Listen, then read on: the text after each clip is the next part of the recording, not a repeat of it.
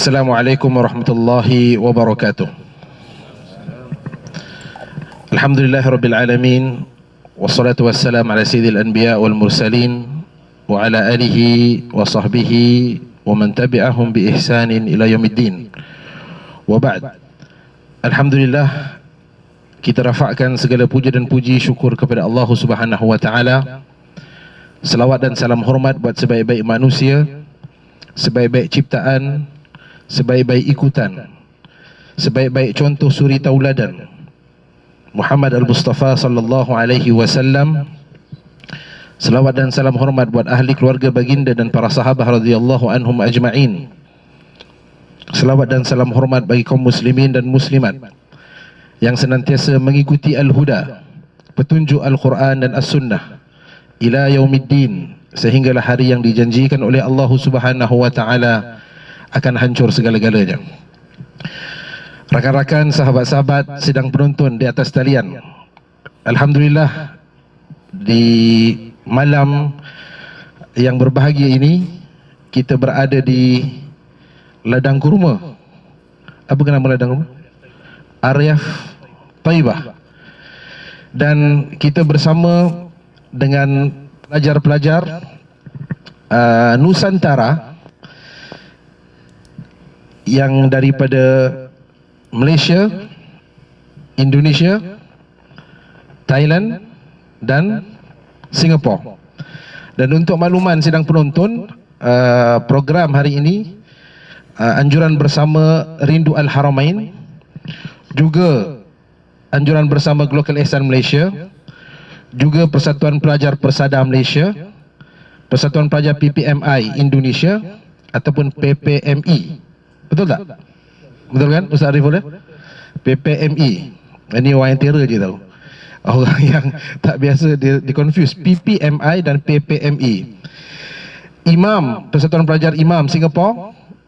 Kita juga bersama Persatuan Pelajar TSM, Thai Student Madinah. Biasa kita dengar Thai ni Thai restoran aja.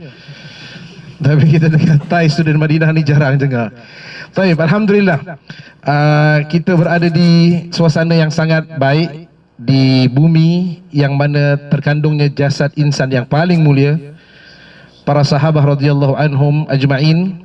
Dan mudah-mudahan kita mohon kepada Allah Subhanahu wa taala memberikan taufik dan hidayah kepada kita semua pada malam ini. Amin ya rabbal alamin. Saya minta untuk kameraman untuk kita fokuskan sedikit suasana. Bukan anak-anak, kalau anak-anak nampak tua sangat. Sahabat-sahabat dan rakan-rakan, para pelajar yang berada di bumi Madinah, seperti mana yang saya maklumkan tadi daripada Malaysia, Indonesia, Singapura dan Thailand. Kata orang-orang dahulu, kita ini serumpun. Betul ya? Kita ini serumpun. Baik.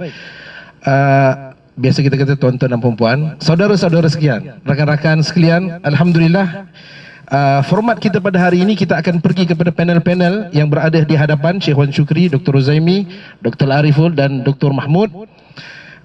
Dan setiap seorang lebih kurang diberikan masa lebih kurang 15 minit. Betul, Ustaz Asif? Baik. Saya terus sahaja pergi kepada orang di sebelah kanan saya, iaitulah Dr. Ruzaimi Ramli. Apakah semangat kalau kita lihat bumi Madinah ini merupakan bumi yang menceritakan perjalanan dakwah, ataupun disitulah bermulanya agenda dakwah ataupun pusat agenda dakwah, yang mana Nabi SAW sendiri, para sahabat radhiyallahu anhum ajma'in sendiri, yang mana mungkin kita boleh bawa semangat-semangat ataupun teladan-teladan ini untuk diaplikasikan di bumi Nusantara. Falyatafaddal Dr. Ruzaimi.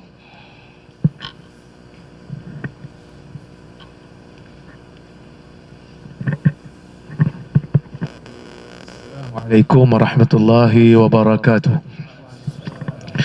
Alhamdulillah, wassalatu wassalamu ala rasulillah wa ala alihi wa sahbihi wa man walah. Asyhadu an la ilaha illallah wahdahu la syarikalah wa asyhadu anna Muhammadan abduhu wa rasuluh. Allahumma salli wa sallim ala Muhammad wa ala alihi wa sahbihi ajma'in. Amma ba'd. Terima kasih kepada moderator pada hari ini, Ustaz Reza, wakil daripada Global Ihsan, yang dihormati Syekh Mahmud Qadah, yang mana sebelum ni kami tak pernah bertemu, hanya mendengar khabar daripada sahabat-sahabat. Nak jumpa tu tak kena saya timing, dan alhamdulillah pada malam ini sabata liqauna. Kalau ikut mazhab Bukhari ni dah sahih lah hadis tu. Sebelum ni ikut mazhab Muslimnya muasarah je kan. Baik, panel yang seterusnya, ustaz kita yang banyak memberikan manfaat ilmu di Masjid Nabawi, Ustaz dan insyaAllah Dr. Ariful Bahri. Sebelum ini memang kami pernah bertemu, sabatatir ru'yah, tapi tak pernah berbicara sebab kami bertemu dekat airport. Sudah tengok macam pernah jumpa Ustaz ni, tapi nak tegur takut orang lain kan. Rupanya betul lah kau kan? Satu pesawat. Jadi masa tu kami ada program di Riau, dan Ustaz Wan Syukri daripada Thailand yang bersama dengan rombongan Global Ihsan pada kali ini, dan semua sahabat-sahabat daripada rantau Nusantara, daripada Thailandnya, daripada Malaysia, daripada Indonesia dan juga daripada Singapura. Alhamdulillah pada malam ini syukur kita dapat bersama, berhimpun, berukhuwah, berkenal-kenal. Dan saya sebut tadi dekat Syekh Mahmud, agak sejuk Madinah sebab kami datang daripada Mekah. Tapi Syekh kata ni belum sejuk lagi ni biasa-biasa lagi. Jadi tapi kami ni rasa sejuk dah ni kan, sebab tadi hujan kan. Alhamdulillah. Baik, Madinah ialah satu bumi yang terkenal dengan penduduknya yang dulu digelar sebagai Al-Ansar. Ansar ini nama mereka disebut dalam Quran, As-sabiquna al-awwaluna minal muhajirin wal ansar. Golongan yang awal daripada kalangan muhajirin dan kalangan al-ansar. Bumi yang sinonim dengan yang kita panggil sebagai pengorbanan. Inilah mengapa Madinah itu menjadi satu bumi yang dipilih oleh Nabi sallallahu alaihi wasallam untuk disemadikan jasadnya. Sebelum daripada datang ke Madinah ni, Nabi pergi ke Taif dulu. Dan saya sebut pada jemaah semalam, kemarin kami pergi ke Taif. Taif ni bumi ni subur, pokok-pokok menghijau, buah-buahan dia, tanam-tanaman dia. Dan mungkin waktu Nabi pergi ke sana tu, Nabi berfikir dari sudut strategi politik, lebih sesuai Taif untuk dipilih sebagai pusat pengembangan Islam, kerana lokasinya yang tinggi, susah untuk diserang oleh musuh, dan juga buminya yang subur, sehingga Utbah dan Syaibah bin Rabi'ah memang ada kebun di sana, seperti mana yang kita tahulah dalam kisah sirah. Tetapi orang Taif tidak menerima kehadiran Nabi SAW. Mereka tidak menyambut Nabi SAW seperti mana yang diharapkan, seperti mana yang Nabi sebut dalam hadis, falam yujibni ila ma arad. Mereka tidak menyahut, mereka tidak menjawab apa yang aku inginkan, mereka tidak mau menyediakan apa yang aku hendak. Maka Nabi pun beredar daripada Taif, sehinggalah Nabi SAW bertemu dengan orang-orang Ansar, yang mana Ansar menerima Nabi SAW. Digelar Ansar itu adalah kerana pengorbanan. Mulianya mereka itu bukan hanya sekadar tempat, kerana kita tidak boleh pilih tempat di mana kita lahir. Kalau kita boleh pilih di mana tempat kita lahir, mungkin ada di kalangan kita yang pilih untuk lahir di Madinah. Kan macam Ustaz Fathan, dia kata dia tak nak balik, kita duduk tunggu kat dia balik. Sebab dekat Malaysia Wahabi dah makin kurang. Asatizah lah, pengikut Wahabi ramai. Tapi kita rasa kita penat, ramai asatizah yang nak ke depan tu tak ramai kan. Jadi kita duduk tunggu dia balik. Dia kata dia nak duduk Madinah kan. Kalau kita boleh pilih untuk dilahirkan di mana, kita mungkin pilih nak lahir di Madinah, atau mungkin kita pilih nak lahir di Mekah, atau mungkin kita pilih nak lahir di negara Saudi ni yang berhampiran dengan Haramain, supaya mudah kita nak beribadah, kita nak berurusan untuk umrah dan haji. Tapi kita tak boleh pilih.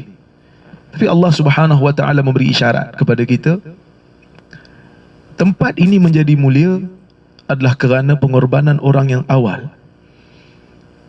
Jadi semangat yang kita boleh ambil daripada Madinah ini ialah fadlus sabq, yang Allah Subhanahu wa taala sebut dalam Quran, fastabiqul khairat.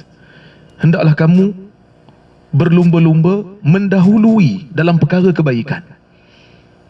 Walaupun orang-orang Taif itu akhirnya beriman. Kita semua tahu selepas pembukaan kota Mekah, manusia masuk ke dalam agama Islam ni berbondong-bondong ramai. Idza jaa nasrullahi wal fath wa ra'aitan nasa yadkhuluna fi dinillahi afwaja. Sebelum itu mereka betul-betul keras dengan Nabi sallallahu alaihi wasallam, sehingga Nabi sallallahu alaihi wasallam menyebutkan ketika mana Aisyah bertanya, hal laqita yawman ashadda min yaumi Uhud, dia kata laqitu min qaumi qima laqit wa kana ashaddu ma laqitu yaumal aqabah. Nabi sebut dalam hadis Bukhari, dalam banyak-banyak hari yang aku bertemu dengan kaum-kaum Aisyah, hari yang paling dahsyat aku pernah lalui ialah hari Aqabah. Ibn Hajar kata boleh jadi Aqabah Mina, boleh jadi Aqabah Taif, tapi peristiwa itu adalah peristiwa Taif. Keras awalnya orang-orang Taif, tapi hasil daripada kesabaran Nabi dan para sahabat, orang Taif masuk Islam. Bumi itu akhirnya menjadi bumi Muslim. Bani Thaqif terkenal sebagai puak-puak yang akhirnya menerima Islam. Bahkan keluar daripada dia tokoh-tokoh yang hebat, Abu Bakrah umpamanya, di antara mereka yang datang daripada Taif. Tapi hari ini kalau orang pergi umrah, walaupun umrah itu di Mekah, boleh saja lepas pergi Mekah balik, tapi seolah-olah tidak lengkap kalau tidak singgah di Madinah. Nak mengambil fadilat salat di Masjid Nabawi. Ada orang nak pergi Taif? Kalau kita tanya pada rombongan jemaah pun, sebab kami bawa juga, Ustaz Wan Syukri kami ni bawa juga rombongan nak pergi Taif. Nak dengar cerita Taif, kita pergi Taif, kita kata. Tapi daripada 100 jemaah yang kami bawa tu, tak sampai separuh yang nak pergi. Tak salah lah orang tak nak pergi pun, kan? Sebab dia orang kata kami nak duduk di Mekah lah, kami nak salat di Masjidil Haram. Tak salah. Kenapa mereka nak duduk di Mekah, tapi kalau pergi ke Madinah mereka nak pergi ke Madinah? Kerana di Madinah itu ada fadlus sabq, kelebihan mendahului satu-satu kebaikan. Dalam ramai-ramai sahabat, ramai sahabat, dan kita sebut, bila sebut nama sahabat, radhiyallahu anhum ajma'in, Allah Ta'ala redha kepada mereka keseluruhannya. Tapi bila kita sebut nama-nama sahabat ni, darjat mereka tak sama, kan? Ada di kalangan sahabat yang namanya mungkin kita dengar sekali, dua kali je. Sama tak kedudukan Jarir bin Abdullah Al-Bajali dengan Abu Bakar Siddiq radhiyallahu anhu? Tak sama. Walaupun Jarir itu pun perawi hadis juga, tapi sebab Jarir masuk lewat berbanding Abu Bakar, kerana Abu Bakar itu ada fadlus sabq, kelebihan mendahului sesuatu kebaikan. Jadi kita yang belajar di Madinah ni, sahabat-sahabat lah, saya tak direzekikan untuk belajar secara formal di Madinah, kena ambil ruang dan peluang ini.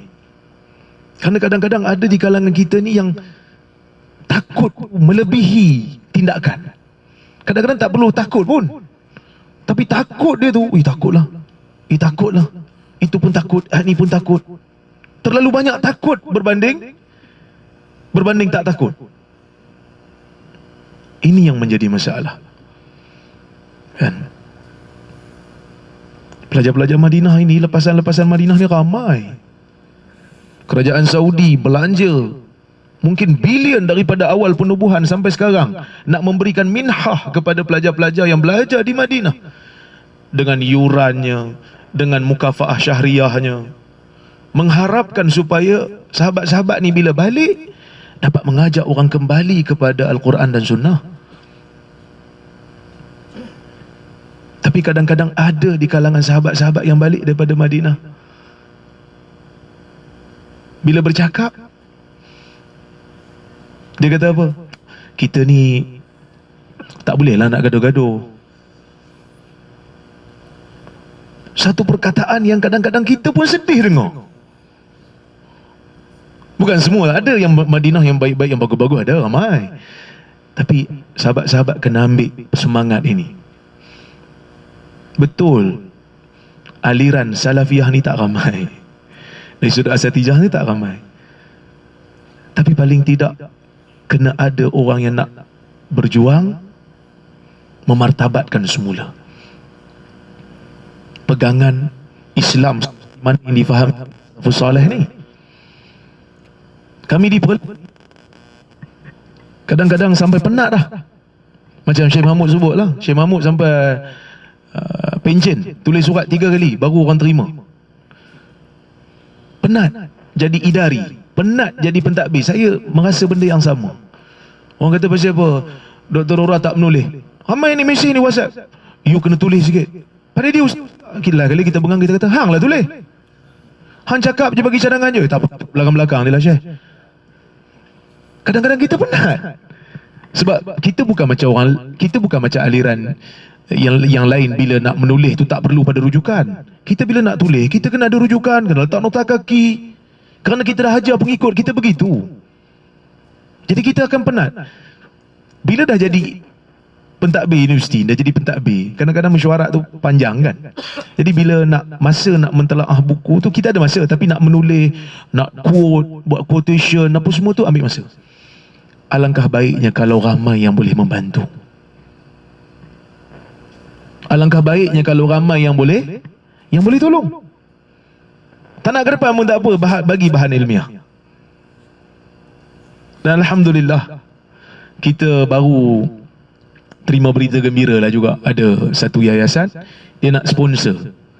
Tahun depan insyaAllah 2024, dia akan bagi bajet 100,000 untuk research team bergerak untuk jawab syubhat-syubhat yang berlaku. Apa yang berlaku sekarang ni, ada gerakan-gerakan tertentu nak membenarkan tarikat-tarikat yang kadang-kadang tarikat tu kita nampak memang tarikat bermasalah, tapi nak dibenarkan atas dasar orang-orang tertentu yang berkepentingan. Kita terpaksa menjawab benda ni. Ini bukan masalah gaduh tak bergaduh. Ini masalahnya kita nak menempatkan ke tidak diri kita dalam gerakan islah. Dah kalau sampai Nazim Haqqani menyebutkan alam Tuhan tengok sekali sehari je, yang lain tu semua wali kutub yang urus, takkan kita nak diam aja? Kita boleh pilih untuk diam dan menjaga kepentingan diri. Tapi apa jadi pada agama ni? Apa jadi pada pegangan masyarakat? Jadi kami Asatizah ni mengharapkan adik-adik, sahabat-sahabat yang berada di sini, tuntut ilmu, fokus, jangan terganggu dengan benda-benda lain selain pada menuntut ilmu. Balik, berikan manfaat kepada umat bersama dalam gerakan islah untuk kita martabatkan balik pegangan salafus salih di Malaysia, di Indonesia, di Singapura dan juga di Thailand. Penganjur, saya nak sebut banyak lagi tapi tak apalah. Penganjur kata 15 minit je, cukup dah 15 minit. Moderator pun tak boleh harap. Okey, kita berhenti dulu di sini, kita bagi ruang pada panel yang lain insya-Allah. Baik, Alhamdulillah. Saya buat tak tahu tu sebab dah suruh dia cakap lebih. Tapi dia pun tak mau cakap lebih tu. Baik, tuan-tuan dan puan-puan, rakan-rakan sahabat sekalian, saya pergi kepada Dr. Ariful Bahri. Dr. Ariful Bahri, pemuda yang berasal daripada Riau,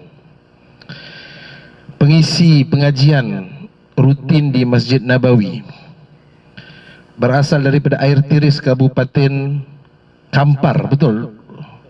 Dari mana saya tahu, Doktor? Dari mana saya tahu Doktor berasal dari situ? Saya Google tadi. Saya Google. Jadi Alhamdulillah betul. Jadi Alhamdulillah hari ini pun kali pertama berjumpa, selamat berkenalan dengan Dr. Ariful.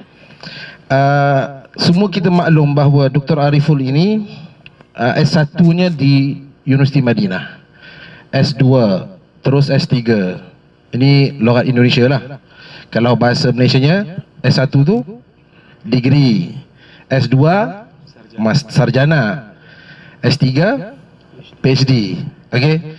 Dan S3 doktor dengan anugerah cermelang, sehingga kan membuat doktor di antara pengisi di dalam Masjid Nabawi. Bukan kaleng-kaleng lah kalau kan, bukan kaleng-kaleng. Masya-Allah. Jadi dengan sebab S1, S2, S3-nya di Madinah, kebiasaan pelajar Madinah ni dijolok dengan naratif-naratif yang negatif. Wahabi, itu di Jawa Barat. Kan? Kalau di Malaysia Wahabi lah. Okey. Kalau Jawa Barat tu Wahabi gitu. Kalau geng-geng yang ni dia kata Pak Wahab dan sebagainya, Mujassimah, ini yang tak tahulah benda jenis perangai macam tu. Jadi naratif-naratif ni kalau khusus Madinah, itu pandangan kebiasaan terhadap student yang lepasan daripada Madinah. Beza dengan student yang khusus daripada negara-negara yang lain, kan? So, Fadilatul Doktor, bagaimana Ustaz memandang perkara ini dalam konteks untuk membawa gerakan dakwah ini di Nusantara? Falyatafaddal, Doktor.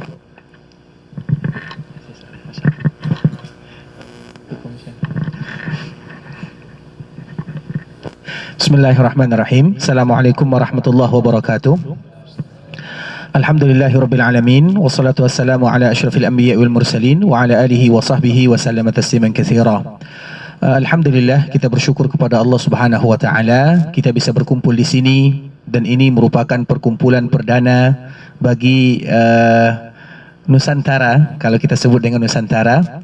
Dan alhamdulillah kita ditolong oleh Allah Subhanahu wa taala memberikan kemudahan untuk perkumpulan ini, dan semoga senantiasa berlanjut. Tujuannya adalah untuk bagaimana kita saling memotivasi semangat berdakwah di jalan Allah Subhanahu wa taala. Sebelumnya kami mohon maaf terutama kepada pembimbing kami Ustaz Dr. Profesor Mahmud, karena beliau ini kami dan kami banyak mengambil pelajaran darinya. Sepertinya kurang pantas kami berbicara di depan Syekh. Jadi insya-Allah waktu kita yang 15 menit mungkin jadi 10 menit saja.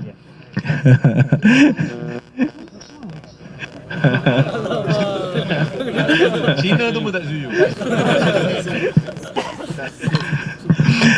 Tapi ikhwani akhwati, ikhwani rahimani wa rahimakumullah, kawan-kawan semuanya, para pelajar, semoga Allah Subhanahu wa taala menjaga kita. Tentunya kita sebagai pelajar Madinah, siswa Madinah, memiliki tanggung jawab yang sangat besar. Dulu pertama kali kami selesai degree atau S1, pernah ada perkumpulan dengan para masyaikh, dan salah satunya adalah Syekh Saleh Al-Fauzan hafizahullah taala. Jadi dikala beliau ditanya tentang masalah dakwah, maka ini selalu kami sampaikan ayat yang sangat berkesan di dalam hati. Ayat yang ada di dalam surah Muhammad, Allah Subhanahu wa taala menyebutkan, wa in tatawallaw yastabdil qauman ghairakum thumma la yakunu amsalakum. Kalau seandainya kalian tidak mau berdakwah di jalan Allah, berpaling, ikut andil dalam agama, tidak mau tahu tentang urusan Islam, tidak mau tahu tentang Allah dan juga tentang Nabi sallallahu alaihi wasallam, maka tidak ada pengaruhnya bagi Allah. Artinya wa in tatawallaw yastabdil, maka akan ada selalu orang yang berjuang dalam agama Allah Azza wa Jalla. Artinya ternyata yang butuh kepada dakwah itu adalah kita sendiri. Untuk menyampaikan kebenaran kepada orang lain, itu bukan yang butuh orang yang kita sampaikan, tapi kita yang butuh. Karena kita tidak mau diganti oleh Allah dengan makhluk yang lain. Sesuai dengan apa yang Allah sebutkan, yastabdil qauman ghairakum. Karena kalau kalian tidak mau, maka Allah akan ganti dengan yang lain. Kita tak mau diganti. Kita ingin ikut andil dalam agama Allah, terutama dalam menyampaikan dakwah, risalah, dikala kita mengambil ilmu agama dari sumber kota Madinah, maka itu kewajiban kita untuk menyampaikan kepada masyarakat kita. Nah, kita mengetahui terutama mahasiswa Madinah ini sebelum mereka datang ke kota Madinah, maka sudah banyak nasihat-nasihat yang mereka dapatkan. Salah satu nasihatnya adalah ambil duitnya, tinggalkan ilmunya. Itu nasihat yang biasa kita dengar. Ambil duitnya, tinggalkan ilmunya. Artinya yang dibutuhkan itu hanya duit saja. Sedangkan ilmunya itu lain cerita. Itu biasanya nasihat. Kami pun pertama kami lulus, itu dipanggil oleh keluarga. Ngapain di Madinah? Madinah itu ini dan itu, semuanya dikata. Madinah itu Wahabi. Pokoknya kalau kamu tetap ke Madinah, tak apa. Ambil duitnya, jangan ambil ilmunya. Kenapa demikian? Karena memang kata Madinah itu sudah bobrok, sudah buruk di masyarakat awam. Ketika Allah berikan kesempatan kepada kita di Madinah, apa yang buruk di sini? Tidak ada. Di Madinah ini ulama-ulama, Masya Allah Tabarakallah Rahman, yang mereka menyampaikan ilmu sesuai dengan sumbernya. Salah satunya adalah Universitas Islam Madinah. Universitas tempat kita belajar ini dulu, mungkin sekarang sudah ada sedikit perubahan. Kami selalu menyampaikan, dalam masalah fikih, kita membahas Bidayatul Mujtahid, fikih muqaranah. Salah seorang ulama Maliki. Dalam masalah tafsir, kita membahas semua kita bahas adalah tafsir Ibnu Katsir, salah seorang ulama Syafi'i. Kalau akidah semua kita tahu, akidah Hanafi. Artinya yang diajar semuanya. Bukan hanya diambil satu tajuk, kemudian tinggalkan yang lain, dan mereka ingin mengajarkan kepada kita, ternyata tidak ada kalimat-kalimat yang selama ini buruk itu tidak ada. Nah, kemudian apabila kita tahu, kita sampai ke Madinah, kemudian kita ambil apa yang sebenarnya ada kat Madinah ini, maka itulah yang akan kita bawa pulang. Ketika kita pulang, ikhwani, ketika kita pulang, maka setiap kita harus ada punya semangat dalam dirinya untuk menyampaikan apa yang dia ketahui. Kemudian ingat, menyampaikan tidak langsung serta-merta semua orang akan dengarkan kita. Karena ada di antara kita nanti yang pulang S1, ada yang S2, ada yang PhD, ada yang doktora, itu berbeda levelnya. Dan yang dilihat bukan masalah orang yang mendengarkannya, tapi usaha kita dalam menyampaikannya. Kadang dikala kita pulang, kita buka ceramah di surau, di masjid, yang dengarkan cuman 5 orang, 10, itu biasa. Itu awal-awal dakwah semacam itulah. Makanya kami selalu kata, kami dulu pertama kali berdakwah, itu murid kami cuma 1. Ajar ngaji 1 orang, padahal kita sekolah di Madinah, kuliah Madinah, murid cuma 1. Tapi bukan murid satunya yang kita masalahkan, juang dan semangat kita untuk berdakwah. Nah, itu dia. Makanya nanti lepas kita pulang, kalau ada di antara kita yang pulang, sudah takharruj, maka ruh dakwah itu harus ditanamkan. Muridnya 1 orang, ada yang dengar, tak ada dengar, itu urusan lain. Tapi kita tetap jalan, murid kita 1, 2, dan kami sarankan, ini sekedar saranan saja ya, kalau seandainya nanti kita berdakwah, tentunya kita sudah mulai dari awal sekarang ini kita ada visi misinya.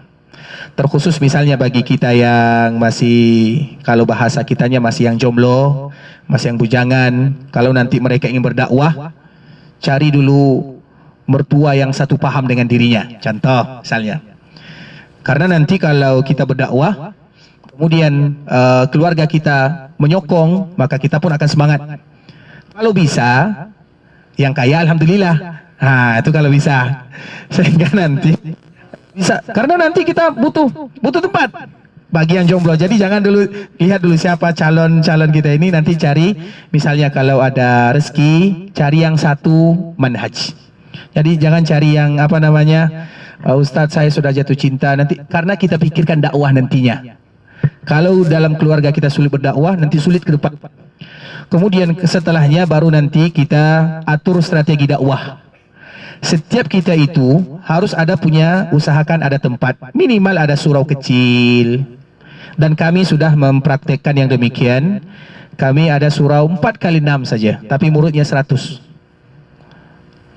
Kemudian tatawur berkembang. Dibikin misalnya 12x12, muridnya 200. Itu dari papan. Bukan dari semen, dari pokoknya yang sederhana sekali. Artinya tidak ada alasan bagi kita untuk malas-malasan. Ingat, setiap kali kita malas dakwah, wa in tatawallaw yastabdil qauman ghairakum tsumma la yakunu amsalakum.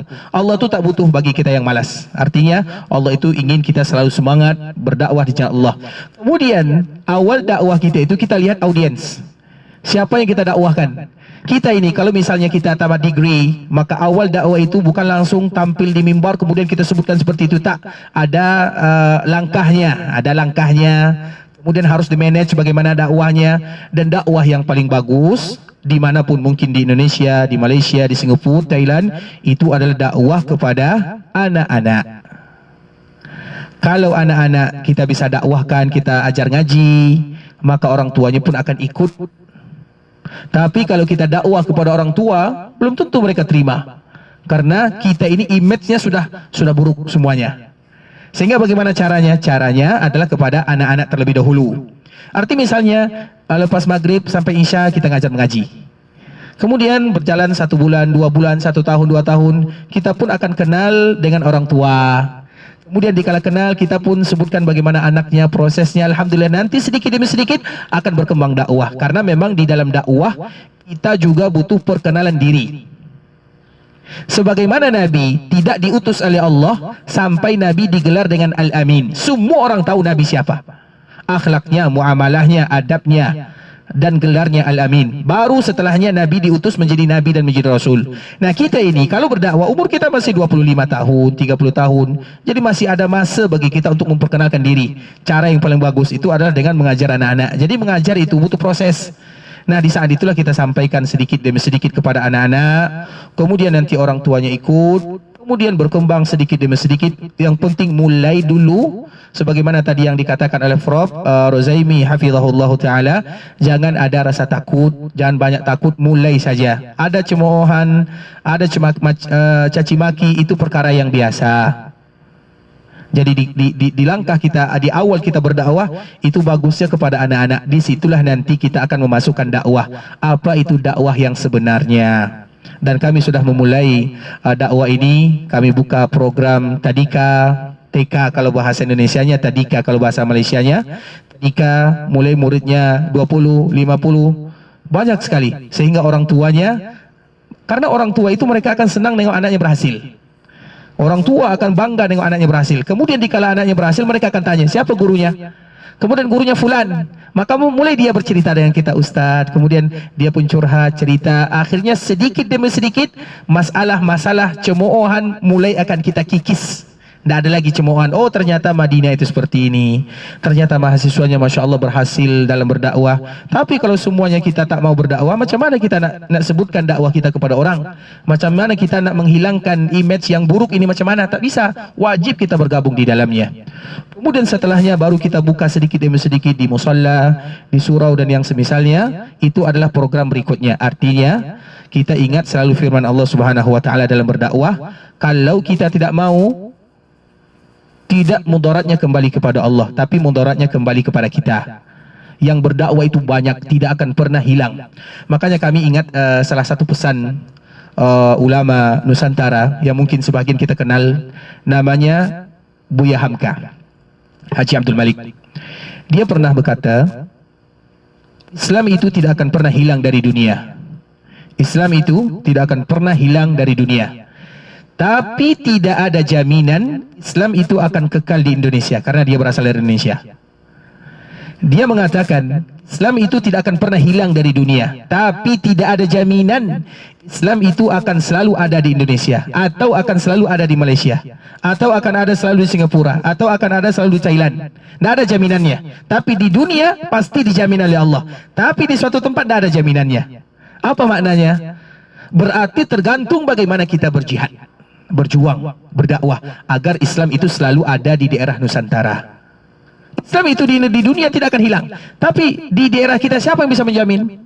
Bukankah sudah banyak daerah-daerah yang muslim berubah menjadi daerah non-muslim? Dan banyak kita lihat bagaimana faktanya. Oleh karenanya artinya itu merupakan motivasi bagi kita bersama untuk selalu mengingatkan diri masing-masing, lakukan apa yang bisa kita buat.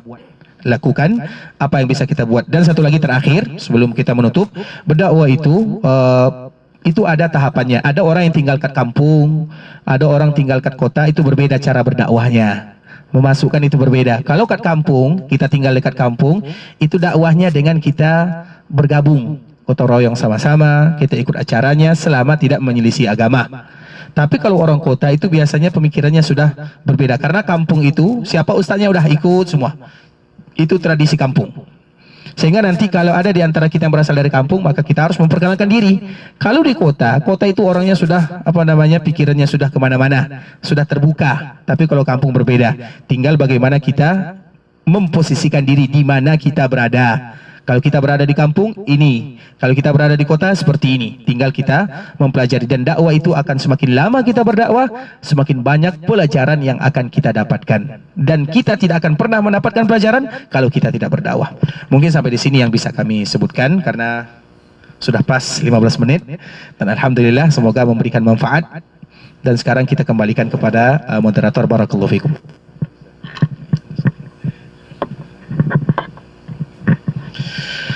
Alhamdulillah. Terima kasih Dr. Ariful dengan pengisian yang baik. Audiens kita okey insya-Allah. Tak ngantuk? Boleh faham bahasa Indonesia dengan baik? Bisa ya?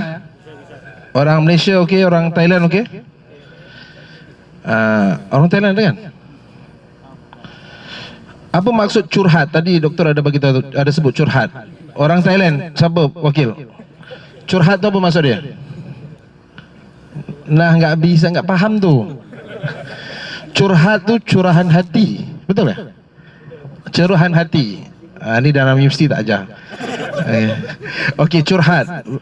Lepas tu ada saya tengok tadi bila doktor sebut dia butuh-butuh ni, orang Malaysia dia makna lain, tapi butuh di dalam bahasa Indonesia ni maksudnya memerlukan kan?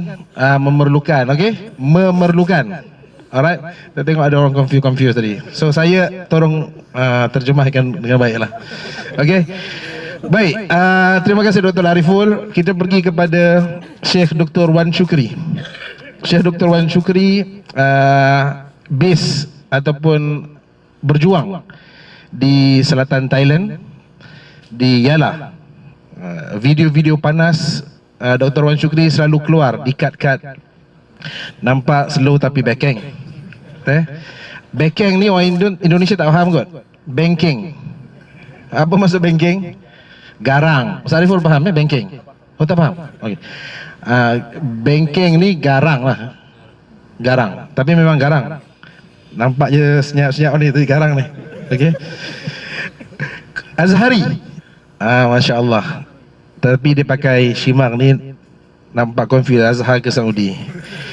Dulu saya jumpa Dr. Wan Shukri, dia ada dua shimar tau. Satu warna merah macam tu, satu warna putih macam ni.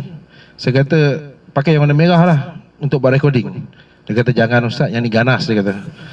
Nampak terus ke Wahabian tu nanti. So putih ni orang confused pasal Azhari pun ada pakai yang putih, orang Syam pun ada pakai putih, Urdun pun ada pakai putih. So tercover sikit lah. Ala kulli hal, Dr. Wan Shukri, kita nak bertanya cabaran Dr. Wan Shukri di dalam medan dakwah Fatani. Kerana kita tahu Fatani ini merupakan tempat yang asal ataupun banyak pondok-pondok, ya, pondok-pondok yang klasik yang selalu Dr. Wan Shukri dok hentam sikit lah. Pondok situ dia beza dengan Malaysia. Malaysia ni dia taklah macam apa, pondok-pondok itu tak seperti di Malaysia dan konteks Thailand tu tak sama.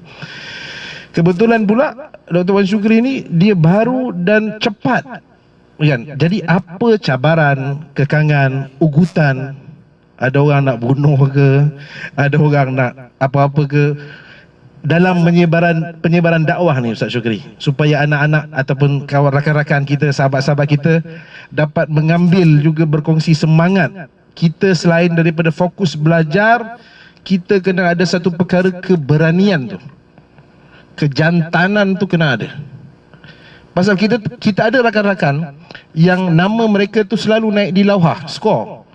Tetapi apabila balik di dalam medan yang sebenar, hilang entah ke mana. Kepandaian ada, kebijaksanaan ada, kejantanan tu tak ada. Tapi kejantanan Dr. Wan Syukri itu telah terbukti dengan video-video yang sangat panas. Dr. Wan Syukri suntikkan bagaimana tribulasi dakwah yang dilakukan oleh Dr. Wan Syukri di Bumi Fatani. Falyatafaddal.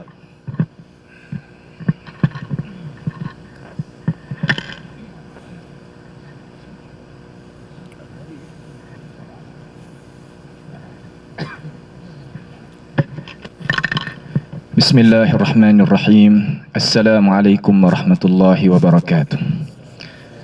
Alhamdulillahi rabbil alamin wa bihi nasta'in wa la udwana illa 'alal zalimin wa sallallahu wa sallama wa barak ala 'abdika wa rasulika nabiyyina Muhammad wa ala alihi wa ashabihi ajma'in. Alhamdulillah, segala puji mustahak bagi Allah Subhanahu wa taala hanya jua. Dengan limpah kurnia daripada Allah Jalla Jalaluh, boleh sama-sama kita berkumpul dengan para alim ulama kita. Sebenarnya saya ni tak ada pengalaman manalah nak kecek di hadapan daripada ulama-ulama kita sebagai mudarris di Masjidil Nabawi, Masjid Nabi kita, Datuk Mahmud Kedah kita sebagai alim ulama kita, Datuk Ruzaimi, dan sahabat saya ni iaitu Ustaz Riza. Akan tetapi tak apalah, kita nak kongsikan sedikit daripada apa yang saya itu turun duk di dalam suasana keadaan di Fatani. Fatani ni ialah merangkungi 3 wilayah lah kalau kita kecek. Masuknya Jala, masuk Fatani sendiri, dan masuk Naratiwat. Dan juga separuh daripada Sungklah dan Setun. 5 semua daripada wilayah-wilayah orang yang boleh bercakap dengan bahasa Melayu. Atas daripada tu, ia tak kuasa nak bercakap bahasa Melayu, ia bercakap bahasa Thailand. Cuma Thailand Ami, bukan Thailand Fushah tu, tidaklah. Jadi di Fatani ni, Amor ni sebenarnya ada kepelekan tu yang Allah Subhanahu wa taala berilah, bukan kok mana dak. Jadi jarang sangat orang ngaji Azhar nak keluar jadi bermanhaj salaf. Goliknya Azhar ni terkadang kita pergi mazhab salah dah daripada perlih dah sendiri pun terkadang tukar sana. Ya sebab kesamaran syubuhat tu sangat berat. Di dalam jamiah tu doktor-doktor je ketuk tiap-tiap hari lah, tiap-tiap kali madah dia tu sokmu. Berbagai-bagai daripada syubuhat-syubuhat yang masuk di dalam kepala otak anak-anak kita. Walaupun begitu, saya ni sebelum daripada pergi ke sana, azam di dalam hati kerana kita ni belajar manhaj salaf ni dengan Fadilatul Doktor Ismail Lutfi dan Fadilatul Doktor Jihad Muhammad Bunga Tanjung alaihi rahmatullah, dan lain-lain lagi daripada asatizah-asatizah yang ada di atas manhaj salaf. Dan mereka tadi itu dia tanamkan satu perkara ya kepada saya ni sebagai kita nak kongsi di sini, iaitu ayat daripada Al-Quran surah At-Taubah. Allah Jalla Jalaluhu telah firman, "Wa ma kana al-mu'minuna liyanfiru kaffah, falawla nafara min kulli firqatin minhum ta'ifatun liyatafaqahu fid din wa liyunziru qaumahum idza raja'u ilaihim la'allahum yahdharun." Ayat ni kalau kita nak tilik kepada asbabin nuzul, dia sakut paut dengan masalah perjuangan jihad. Pakat nak keluar belaka, tiap-tiap kabilah ni pakat nak satu tangan belaka dengan Nabi kita Muhammad sallallahu alaihi wasallam.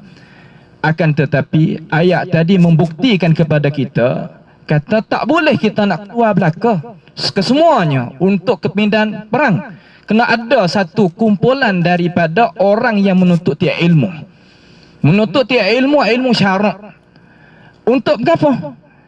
Untuk kita tadi itu beri amaran dengan ilmu yang kita ada tadi apabila kita kembali kelik pada tanah air kita. Di sini wajib kita sebagai umat Islam kena tanam, terutamanya pelajar-pelajar. Guru kami di sini, asatizah-asatizah yang ada di atas ini, mereka telah mencontohi. Kalau di Fatani, kita nampak dengan cara jelas. Awam tadi tu banyak nak ikutnya ajaran sunnah an-nabawiyah. Kerana ajaran sunnah an-nabawiyah iaitu perkara yang mudah. Sama ada masalah pegangan, sama ada masalah al-ibadah, masalah muamalat dan sebagainya mudah. Akan tetapi ada cabaran-cabaran di hadapannya kerana ada pihak-pihak yang tertentu untuk mempertahankan cara-cara mikir mereka. Mereka tidak guna dalil yang lain. Kita sebagai pelajar kita kena ingat, amun nak tambah di sini. Kalaulah kita pernah dengar, kita sebagaimana Dr. Ruzaimi kata tadi, kalau kita nak buat kertas kerja pasti kena ada nota kaki, kena ada tahrir masail, kena tu kena ni, banyak perkara yang kita kena wakafkan diri kita di atas meja beberapa jam untuk nak mengisikan kandungan ilmu pengetahuan yang kita nak sebarkan kepada masyarakat. Akan tetapi sebaliknya, mereka yang nak mempertahankan perkara tersebut ni amat berjumpa dengan diri sendiri. Mereka tidak guna nas yang ada di dalam Al-Quran ataupun ada dalam hadis, ada di dalam pendapat-pendapat, perkataan-perkataan alim ulama kita, di atas wajah yang ulama itu bawa datang, di atas wajah yang Allah Ta'ala bawa datang, Rasulullah Sallallahu Alaihi Wasallam bawa datang. Mereka ada satu hujah lagi yang kita sebagai pelajar kena faham benar-benar di sini, iaitu al-hujjah sin wad dal. Pernah dengar al-hujjah sin wad dal? Kalau bahasa petaning ning, pusing-pusing ketak bedah. Untuk nak jagakan maslahat mereka, mereka pusingkan ayat Al-Quran. Pusing faham nah? Mana kata putar belik ayat Al-Quran ataupun hadis Nabi ataupun pendapat-pendapat ulama. Sebab itulah kita sebagai pelajar, Allah Jalla Jalaluh telah buat perjanjian dengan kita. Wa idz akhadallahu mitsaqal ladzina utul kitaba latubayyinunnahu lin-nasi wa la taktumunah. Allah Taala ni ambil berjanji ya dengan kita orang ngaji agama ni supaya kita menyatakan hukuman Allah Taala pada umat masyarakat. La yakhafuna laumata laim.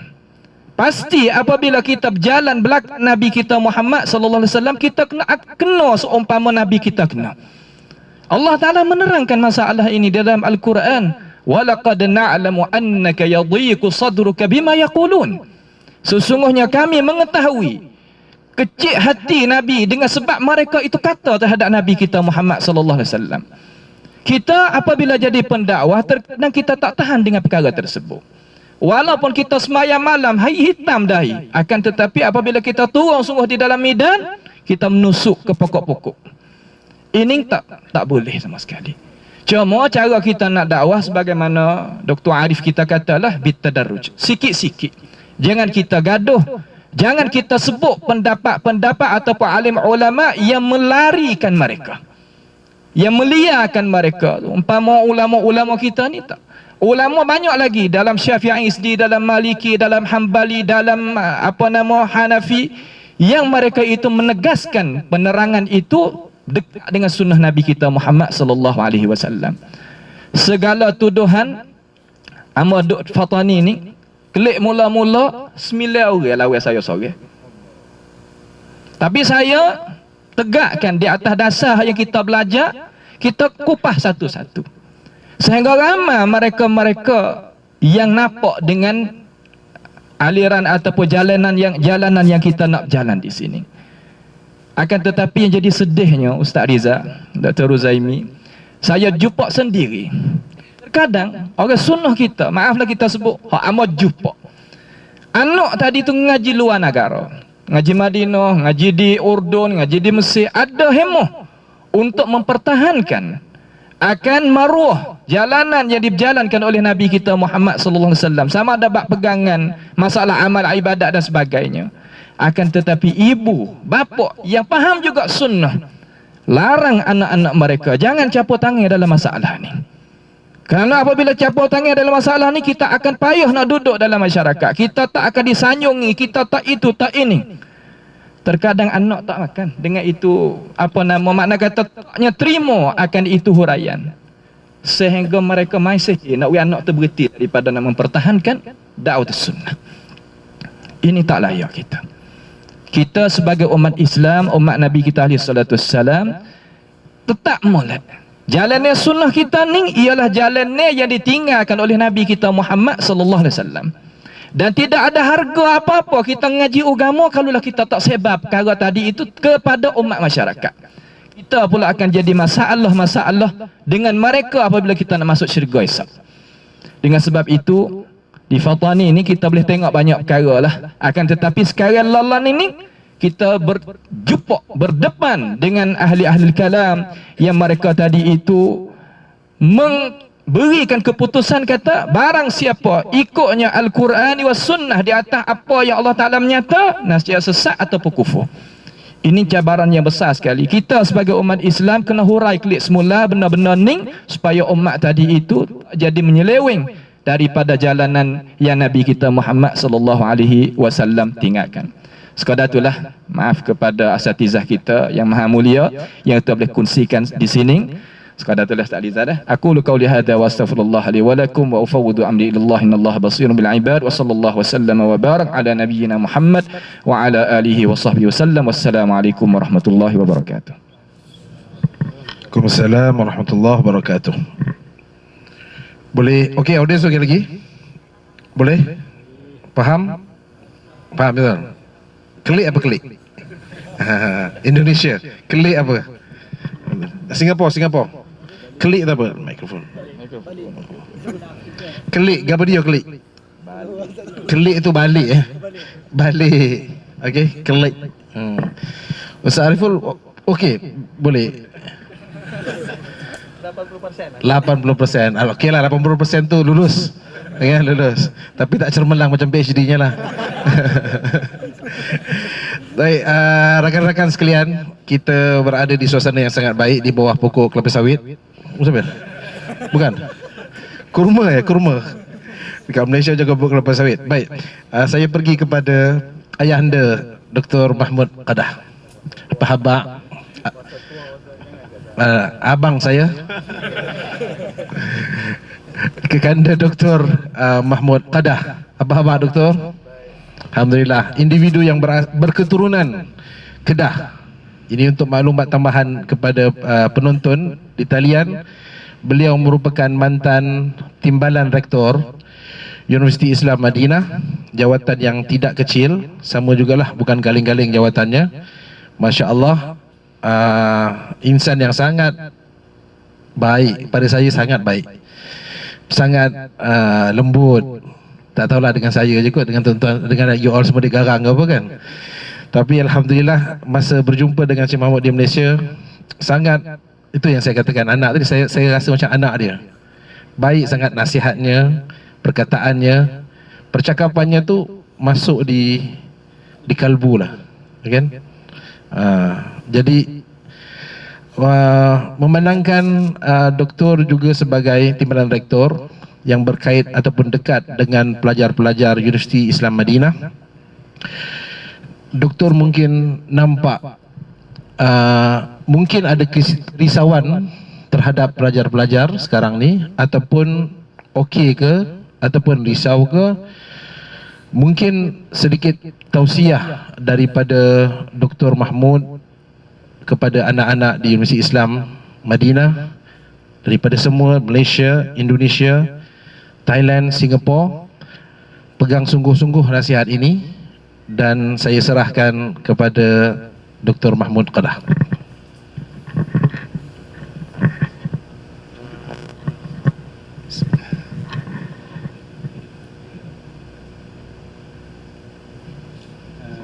Boleh guna bahasa Arab kan?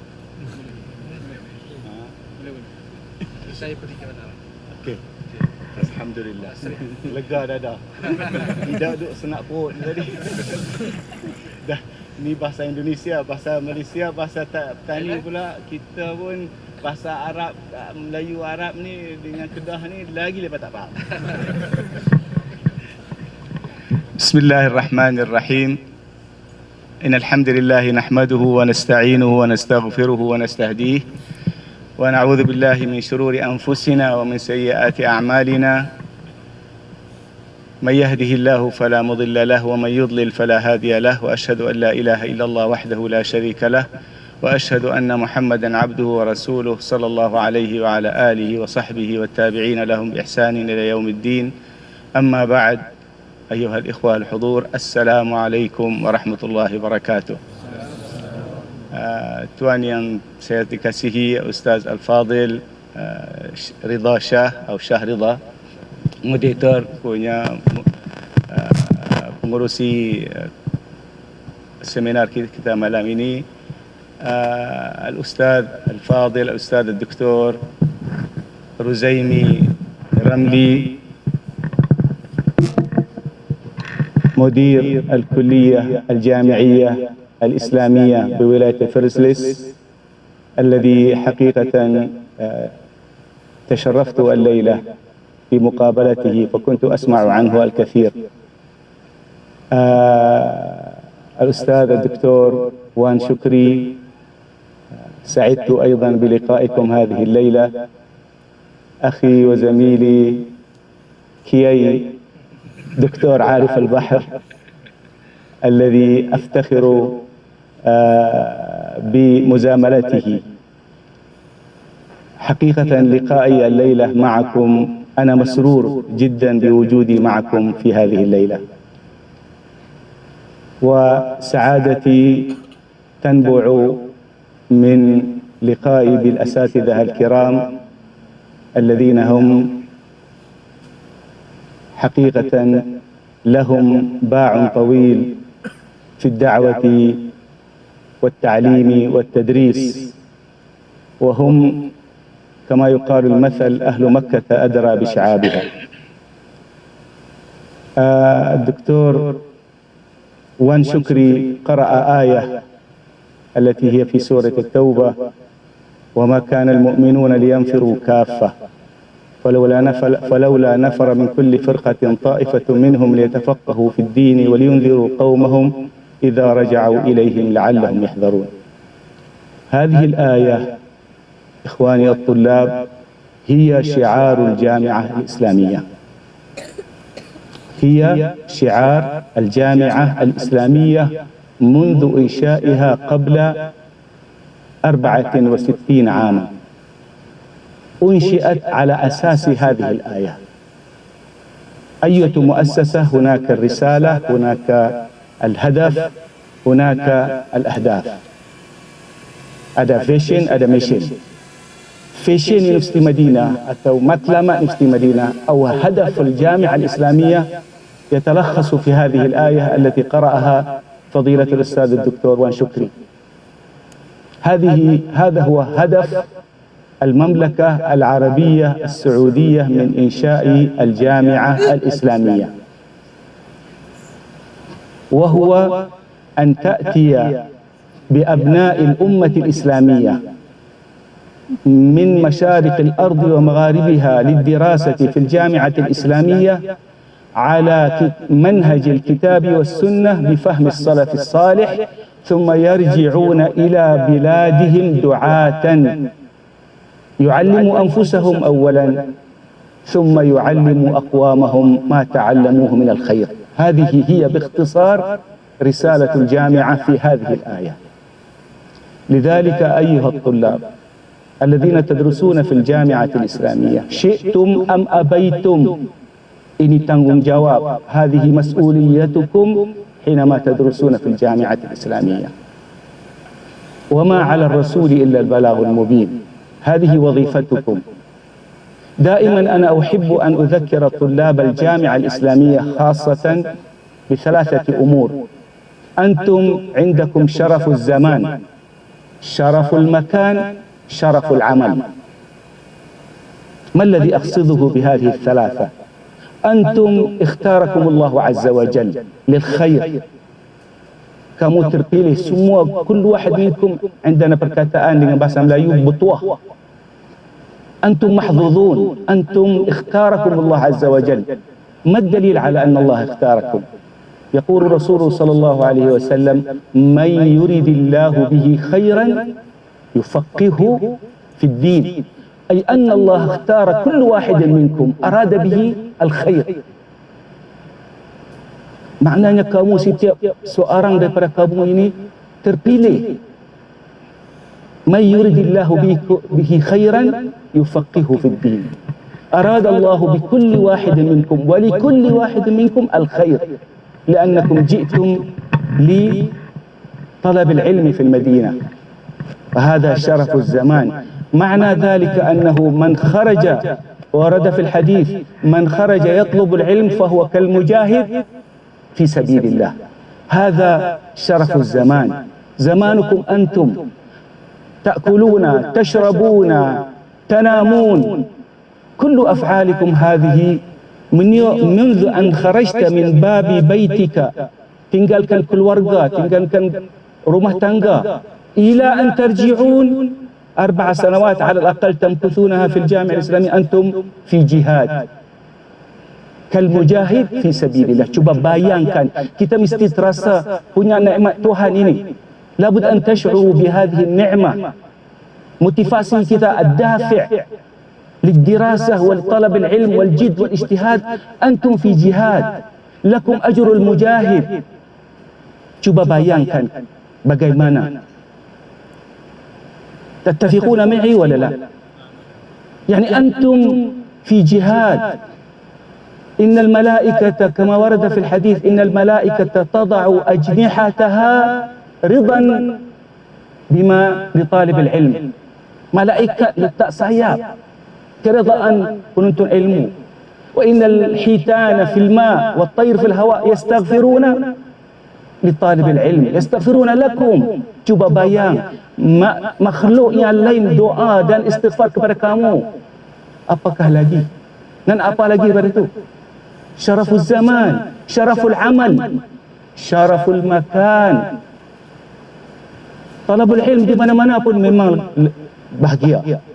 Memang na'am, huwa antum mahzuzun alladhi يهيئه الله لطلب العلم الشرعي. نعم هو محظوظ بدليل قول النبي صلى الله عليه وسلم من يريد الله به خيرا يفقهه في الدين.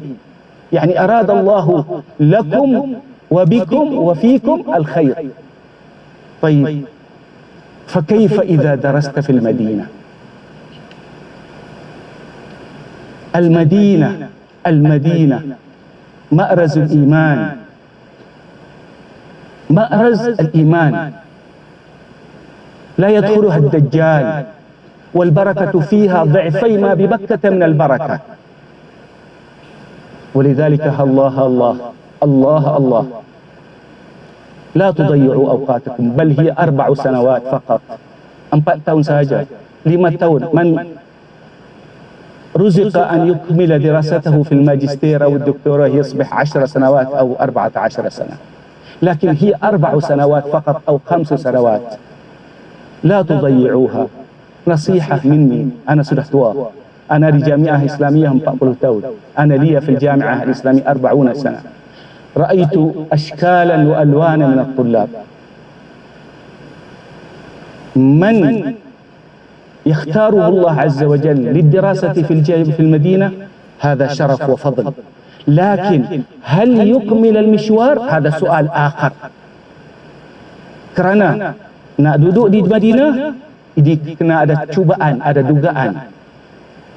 في الحديث من صبر على لأوائها وشدتها كنت له شفيعا أو شهيدا يوم القيامة.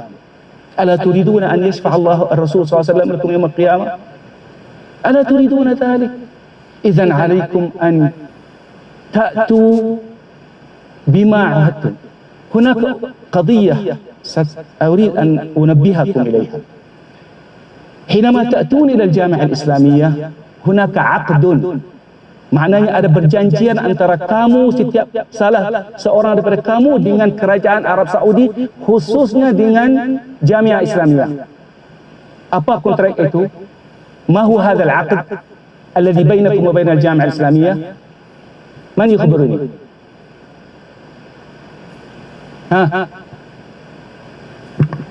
Apa yang berjanjian antara kamu dan Jamiah Islamiyah datang di sini? Tidak itu selepas, sekarang. Talabul ilm. Jamiah dalam ID bitaqah iqamah ada tak tertulis la yusmah lahu bil amal bi ajrin atau biduni ajr. Betul tak? Tak boleh, tak benar untuk bekerja dengan wang atau tanpa wang. Itu komitmen. Jamiah Islamiyah memberikan kamu kemudahan untuk likai turakkizu wa huwa ma qalahu Profesor Ruzaimi. Concentrate, rakkizu ala dirasah. Talaba, itu tugas kamu. Jangan lalai, jangan tinggal. Itu komitmen bainakum wa bainal Jamiah Islamiyah, aqdun likai tatafarraghu li talab al-ilm. Tapi problemnya kesian dan sedih dengar adik-adik الذين يشتغلون بالتجارة أليس كذلك؟ يضيعون أوقاتهم في أشياء كثيرة، لكن أكثرها في التجارة في موسم الحج مع الترافل ايجنسي، مع الشركات السياحية، مع يضيعون أوقاتهم في الزواج، يستعجلون الزواج. الزواج سنة، الزواج سنتي أو النكاح سنتي، فمن رغب عن سنتي فليس، لكن ليس وقته الآن. عمر رضي الله عنه أثر عنه أنه قال اطلبوا العلم قبل أن تسودوا. Penuntutlah ilmu sebelum kamu tasudu. Nak terjemah tasudu Ustaz? Fassarahu ulama, pemimpin jadi pemimpin, fassarahu ulama qabla an tatazawwaju. Sebab kahwin ni mungkin salah satu yang melalaikan atau membebankan untuk penuntut ilmu. Ada setengah juga penuntut sibuk nak kempen pilihan raya, parti ni lah, parti nu lah, parti ni. Sahih wala la? Ana ahrif al-masyakilkum. Ana dah tua dah di universiti, saya tahu semua. Kerana itu saya nak nasihat kerana Allah. Itlubul ilm. Itlubul ilm, concentrate, terakizu, fokus kepada penuntut. Itu tugas kamu, bukan tugas kamu nak miaga. Lepas graduate, miaga lah, nak miaga, nak jadi syekh haji ke, nak jadi mursyid hujjaj ke, okey. Tapi masa sekarang ialah wallahi 4 tahun, sekelap mata, ghamdatu ain, yantahi 4 sanawat. Madha hasaltum? لكن kalau إذا ركزتم تعرفون في 4 سنوات ماذا يحصل. أنا رأيت طلاب في 4 سنوات ختموا القرآن الكريم، ختم حفظ قرآن كريم، ختم صحيح البخاري ومسلم، ختم banyak علوم. Itu yang bersungguh-sungguh الذي جد واجتهد في طلب العلم. هذا الذي أريدكم فيه.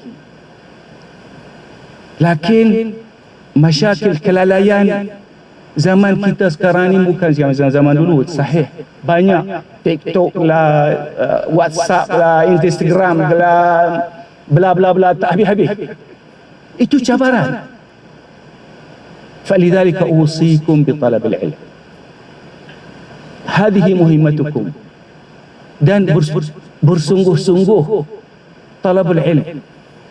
Apakah lagi bukan hanya di jamiah saja, ada peluang di Masjid Nabawi. Hadis Rasulullah SAW, man ata masjidi hadha ya'allimu fihi aw yata'allam fahuwa kal mujahid fi sabilillah. Maknanya double lagi mujahid talab ilm pergi masjid Rasulullah, berdouble lagi. Falidzalika utlubul ilm. Allah Subhanahu wa taala awsa nabiyahu fil Qur'anil Karim بأن يقول وقل ربي زدني علما. الله لم يطلب من النبي محمد صلى الله عليه وسلم أن يزيده من شيء. وقل ربي زدني علما. وتقول أم سلمة رضي الله عنها أن الرسول صلى الله عليه وسلم إذا صلى الصبح بعد أن يسلم يقول اللهم ارزقني علما نافعا ورزقا طيبا وعملا متقبلا. لا تنسوا هذا الدعاء بعد صلاة الفجر. اللهم ارزقني علما نافعا. شوف الرسول صلى الله عليه وسلم يطلب أن يرزقه الله علما نافعا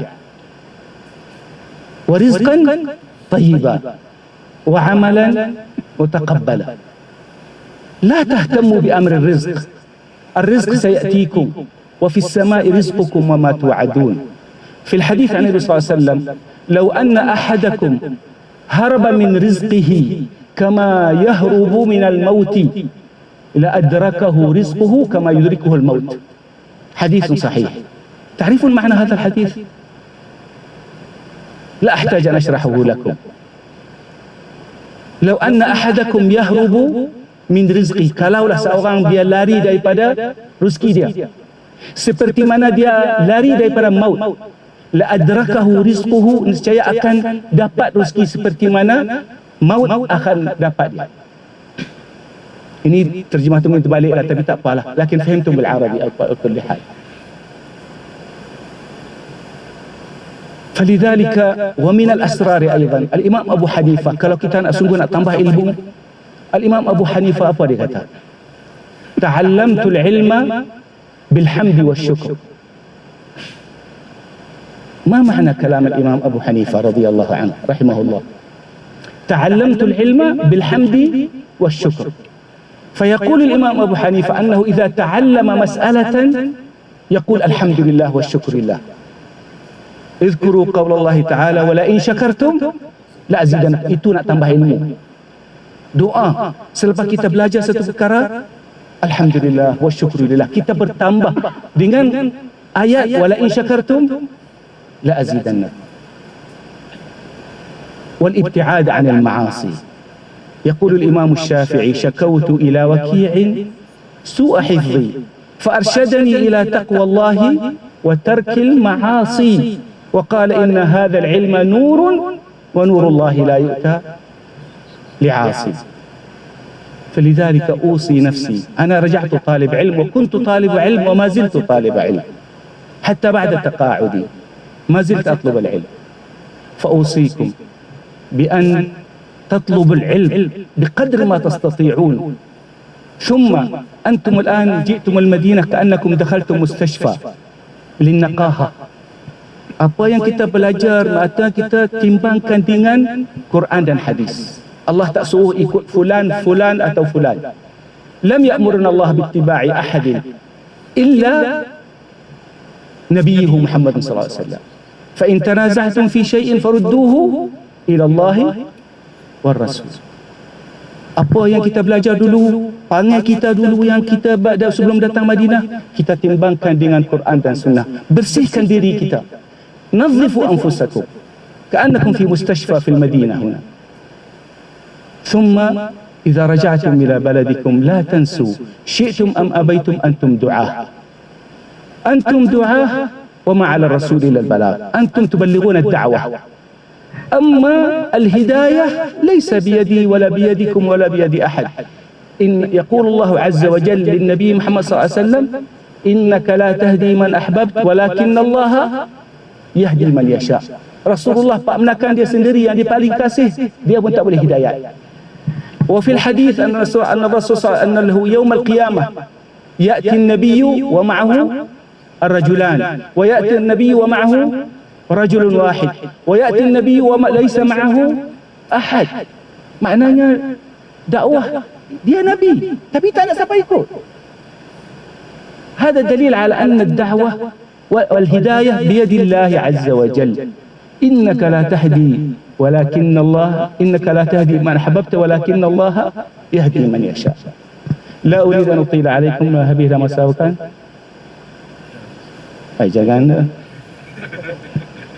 jangan kecoh.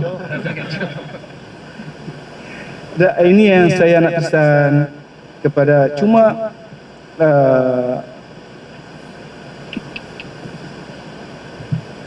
عن أنس بن مالك أن النبي صلى الله عليه وسلم كان يقول اللهم انفعني بما علمتني وعلمني ما ينفعني وارزقني علما تنفعني به. الإمام أبو حنيفة يقول إنما أدركت العلم بالحمد والشكر، يعني حصلت العلم بالحمد والشكر. فكلما فهمت ووقفت على فقه وحكمة قلت الحمد لله فازداد علمي. Maknanya kalau kita belajar satu perkara atau satu masalah atau dapat satu ilmu, kita kata alhamdulillah, syukur kepada Tuhan. Alhamdulillahilladzi 'allamani wa ashkuruhu لأن الله سبحانه وتعالى يقول في القرآن ولئن شكرتم لأزيدنكم. الإمام مالك كان يفتتح درسه بقوله ما شاء الله لا حول ولا قوة إلا بالله. ما شاء الله la haula wala quwwata illa billah. Ini untuk nak kuatkan tambah ilmu dan kuatkan amalan. Falidhalika hunaka aidan du'a wassa bihi an-nabiy sallallahu alaihi wasallam ibnatahu Fatimah. ماذا قال النبي صلى الله عليه وسلم؟ قال لها يا فاطمة ما يمنعك أن تقولي إذا أصبحت أو أمسيت يا حي يا قيوم برحمتك أستغيث أصلح لي شأني كله ولا تكلني إلى نفسي طرفة عين.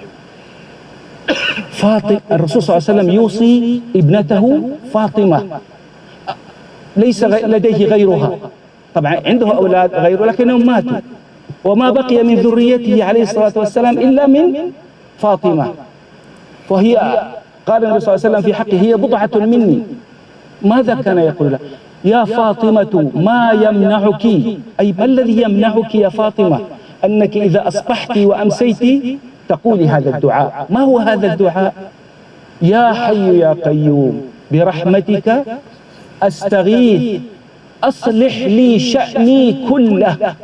Betullah segala urusan aku, segi mengaji, segi aku tak faham, segi aku tak hafaz, segi anak aku, segi bini aku, segi niaga aku, segala urusan.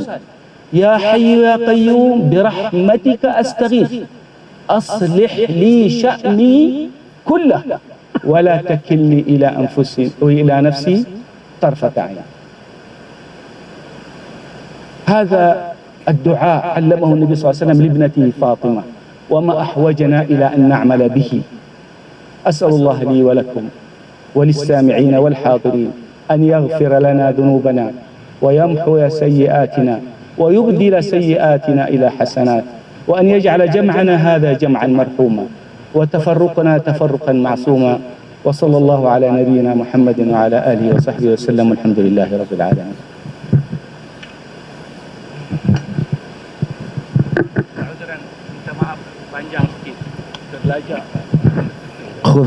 خذ راحتك ما في مشكلة. ما في مشكلة. بارك الله فيك دكتور محمد. Alhamdulillah. Apa nama?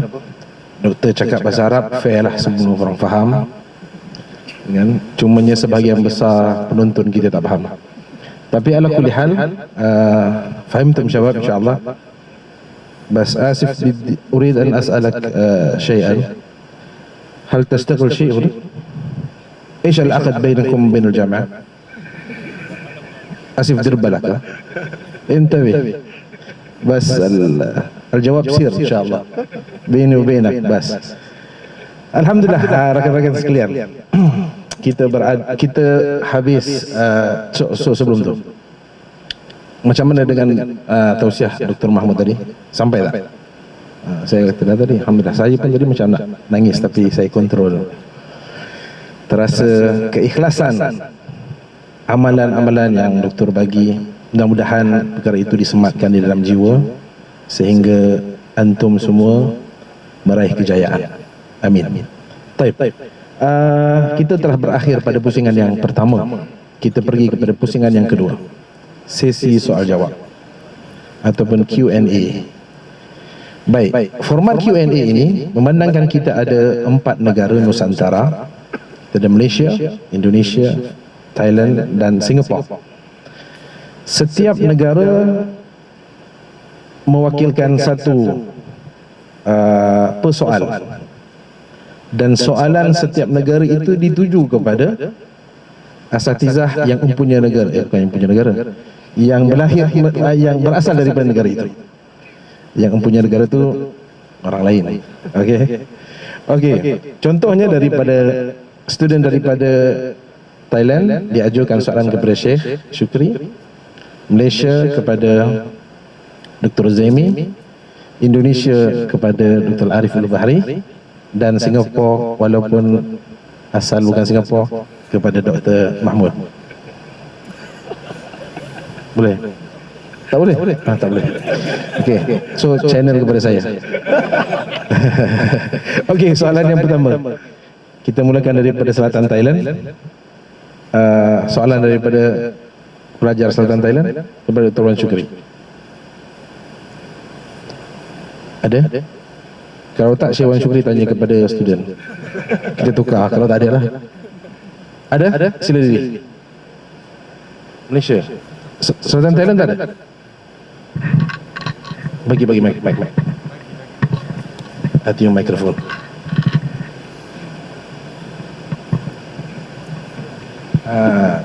Ada set kita. Paitan ni. Ada tak? Pergi toilet. Boleh minta izin tadi. Ada tak? Fadal. Separuh boleh. Kelas.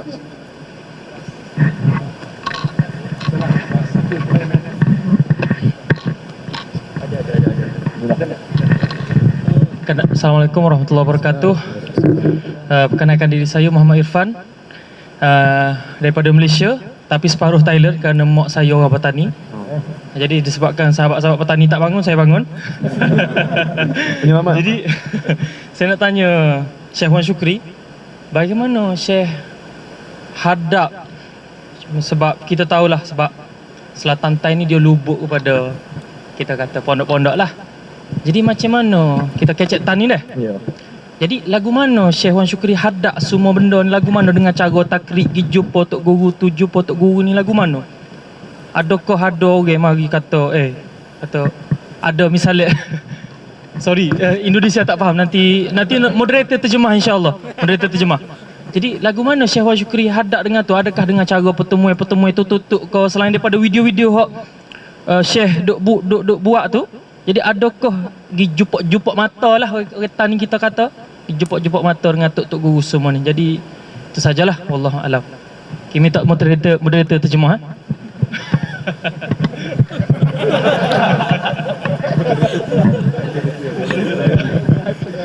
Ana talib al-ilm, ma fi syughul lain mu masuk. Insya-Allah faham tak? Faham kan? Gapo dah soalan tadi tak dengar. Satu problem tu tak dengar soalan. Soalan gapo tadi? Macam mana menghadapi syekh-syekh yang lama daripada pondok-pondok ni, jumpa mata ke, berjumpa secara direct ke, berbincang, berdialog. Itu maksudnya kan? Betul. Batu saya jadi moderator. Bismillahirrahmanirrahim. Assalamualaikum warahmatullahi wabarakatuh. Terima kasih kepada adik kita yang sudi kemukakan soalan kepada Amor. Maaflah kepada asatizah alim ulama kita minta izin nak jawab sedikit. Masalahnya sekarang ni mana kata di Fatani sendiri itu memang tempat lubuk-lubuk dia banyak daripada ulama-ulama yang beraliran agak kata tak satu pendapat lah dengan aliran yang kita nak jalan itu, walaupun mereka adalah asatizah guru kita juga. Akan tetapi masalah sekarang ini banyak ke mereka mengsebarkan syubhat-syubhat, kesamaran-kesamaran melalui udara. Dua perkara yang orang Fatani tadi itu boleh menerimakan maklumat daripada guru mereka. Yang pertama dengan cara radio ni, mana kata pukul 8:30 malam ni, orang-orang tua akan duduk lepas daripada semaya Isya, dia akan buka radio, akan dengar tu apa yang mereka itu duk kata dan sebagainya. Terkadang kita sendiri pun tak dengar hak tu. Satu lagi, dia melalui udara YouTube dan Facebook dan sebagainya untuk melontarkan syubhat-syubhat, kesamaran-kesamaran terhadap orang-orang yang berpegang kepada manhaj Ahlussunnah wal Jamaah. Uslub mereka sedikit ambil 2 minit insya-Allah. Awam tadi itu kenapa dia takut sangat kepada dakwah sunniyah ataupun dakwah salafiyah ataupun dakwah apa nak kata-kata gilah. mereka menguslubkan dengan uslub takhwif, mencemaskan. Sehingga ada satu daripada kisah yang benar, guru hamba ni goyak. Dia kata, nak tengok tak bapa orang kaum muda ni, dia kata kaum muda ni kalau di Fatani ni mana orang-orang pergi kepada ahli sunnah, jalan salafiyah kita ni lah. Dia kata tubuh dia ni berbulu, mata dia tu merah. Kamar dia tolak semua pendapat-pendapat ulama. Dia tak qiraat hadis, kamar dia syarah mengikut kepala otak dia. Ini termasuk di dalam pemikiran awam. Cuma ada anak dia tu belajar di Ma'had Nahdlatul Ulum di Jalan. Dia tu seolah kata ada sakafah lah sikit. Dia kata tak benar dalam hati dia. Cuma dia nak rayak kepada ayah dia ni susah sangat. Dia bawa motor daripada Jalan kepada Fatani ni. Fatani di Rahmaniyah ni, kalau ada kenal pun nak berau tempat Dr. Ismail Lutfi. Dia bawa motor mari adalah 45 minit kata. Mari untuk nak dengar, dia pun tak kenal pun. Seorang tokoh ulama kita ni duk dengar. Kamar dia syarah. Tiap-tiap pagi hari Sabtu dia syarah tafsir, dia bawa datangkan pendapat-pendapat ulama berbagai-bagai lah. Akhir sekali klik. Dia tanya anak dia, kata siapa kau mengajar tadi, aku tak bisa dengar. Dia kata bawa alasan gitu gini. Allah tak ada tok guru dalam dunia mengajar lagu tu, sekadar ilmu aku lah. Dunia makna kata dari wilayah dia kejap Melayu je lah. Lalu dia kata itu dah ayah orang duk tuduh tu, duk tuduh tu itu dah. Itulah bapak hak demo duk kata huduh-huduh tu. Kejut dia sehingga dia tadi itu taubat daripada itu pendapat. Amba sendiri pun banyak daripada buat perjumpaan dengan cara tersulit lah dengan mereka-mereka, kerana guru kita tak mau nak jadi sebab fitnah benda-benda itu. Itulah sedikit daripada apa boleh hamba kongsi di sini. Jazakumullahu khair. Assalamualaikum warahmatullahi wabarakatuh. Waalaikumsalam warahmatullahi wabarakatuh. Ajaib kucing di Madinah ni. Dia makan halawiyat. Dia suka pula tu. Masya-Allah. Baik. Alhamdulillah. Kita pergi kepada Profesor Dr. Rozaimi. Rakan-rakan dari Malaysia, silakan. Fadhal, sila. Mikrofon.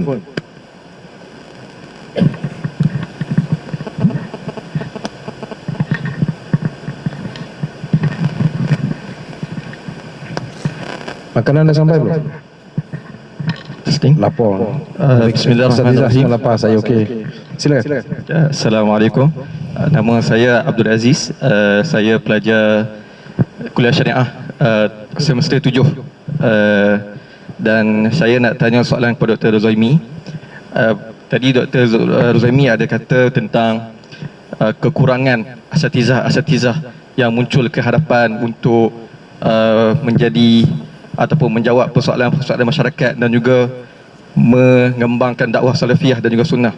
Dan kadang-kadang ada dalam kalangan sahabat-sahabat kita ni, mereka sebenarnya nak ke depan, tapi ada satu bisikan ataupun fikiran, kita ni sebenarnya layak ke untuk ke depan memberikan pandangan-pandangan kita menjawab persoalan-persoalan masyarakat.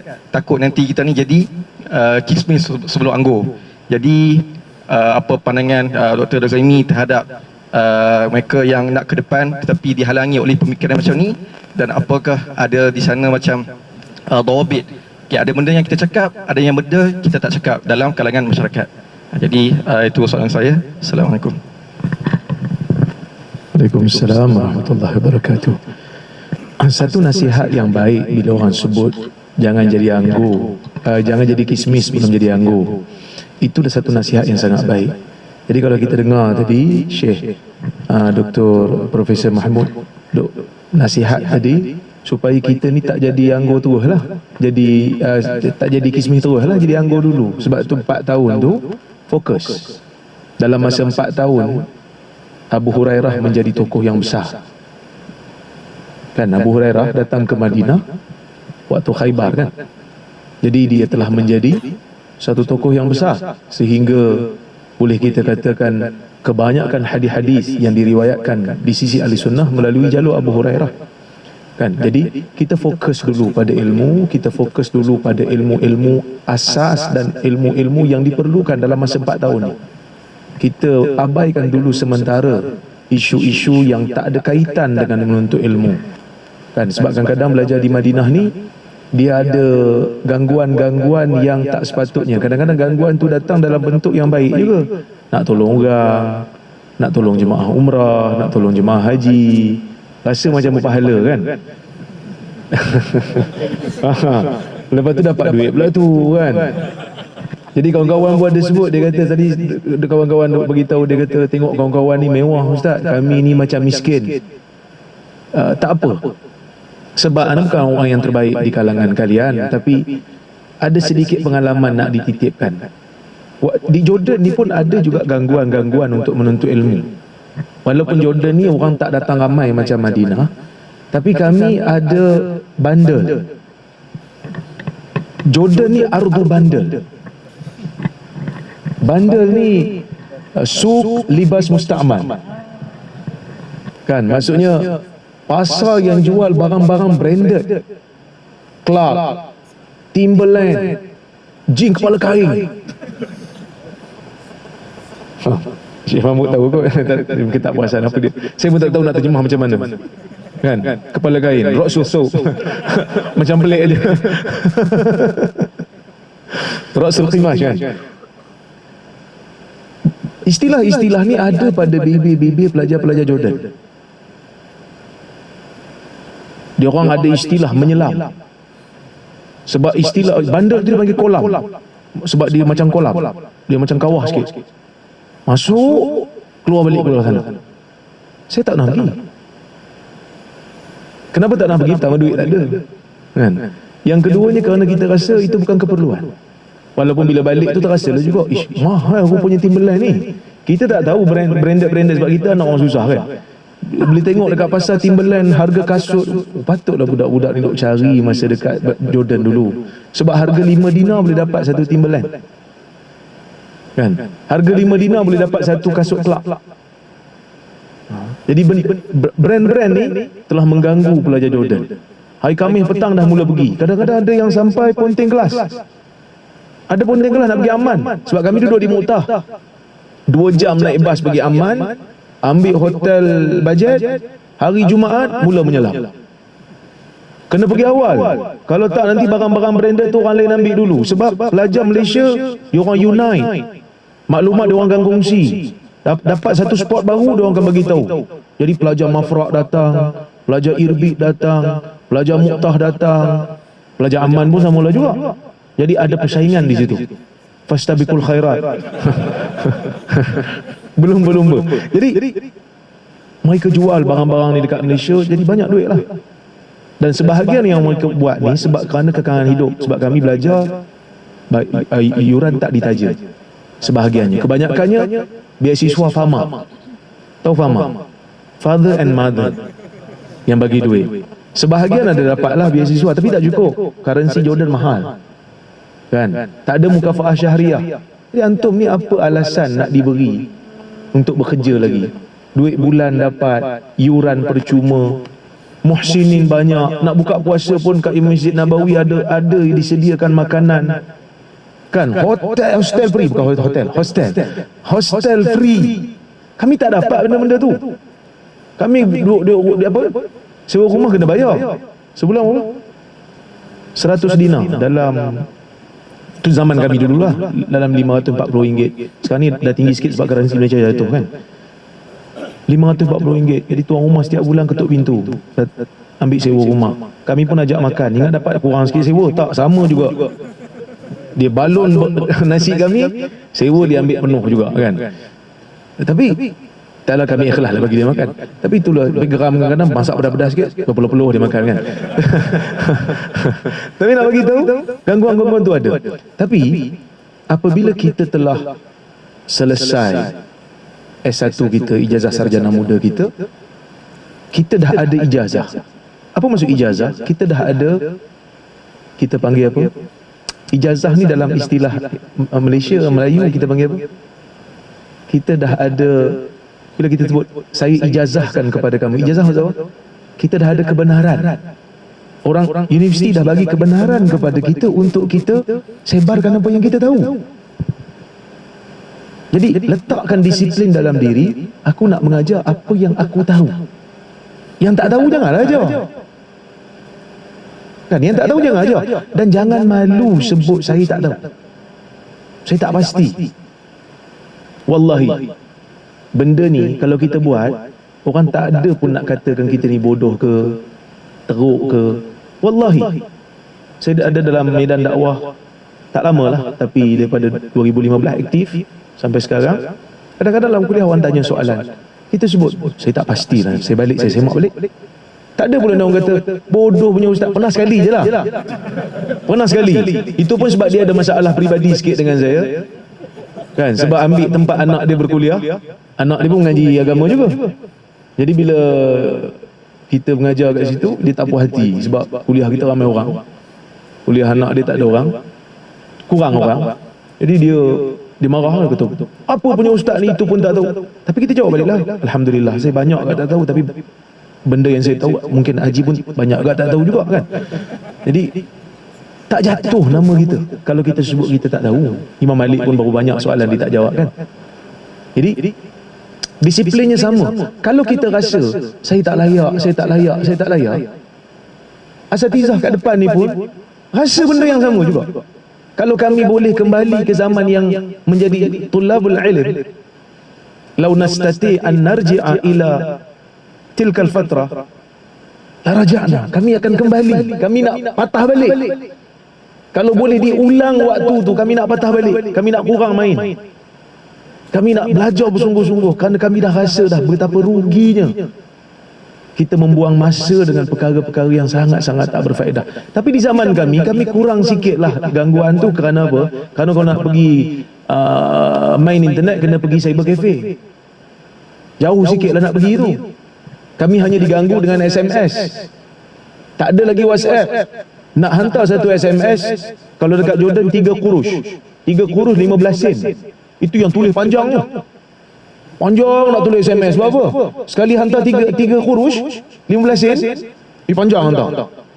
Jadi bila kawan hantar banyak-banyak, kena malas nak baca, kan. Kita abaikan saja.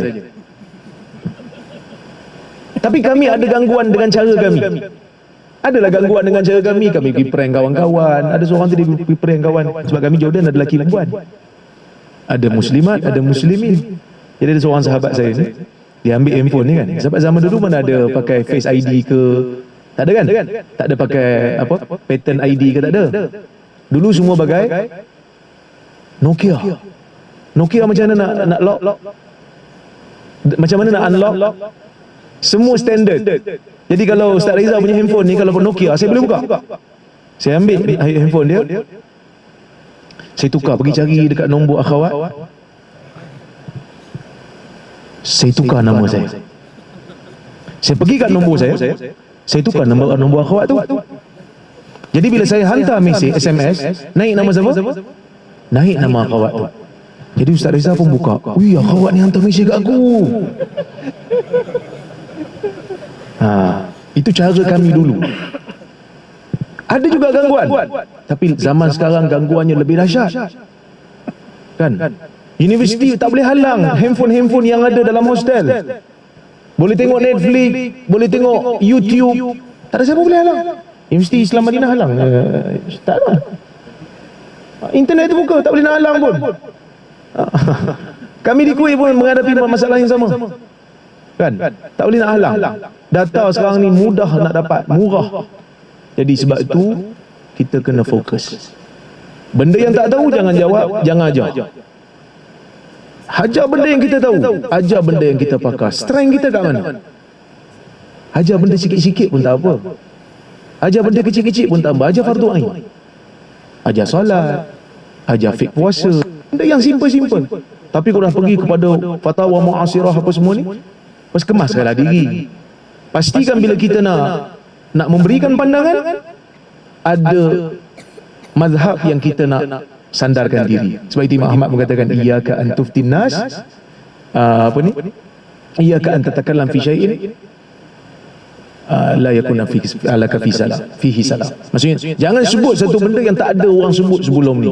Takut-takut nanti kita tak ada panutan, tak ada asas yang kita nak pegang. Itulah yang sepatutnya kita sama-sama pegang.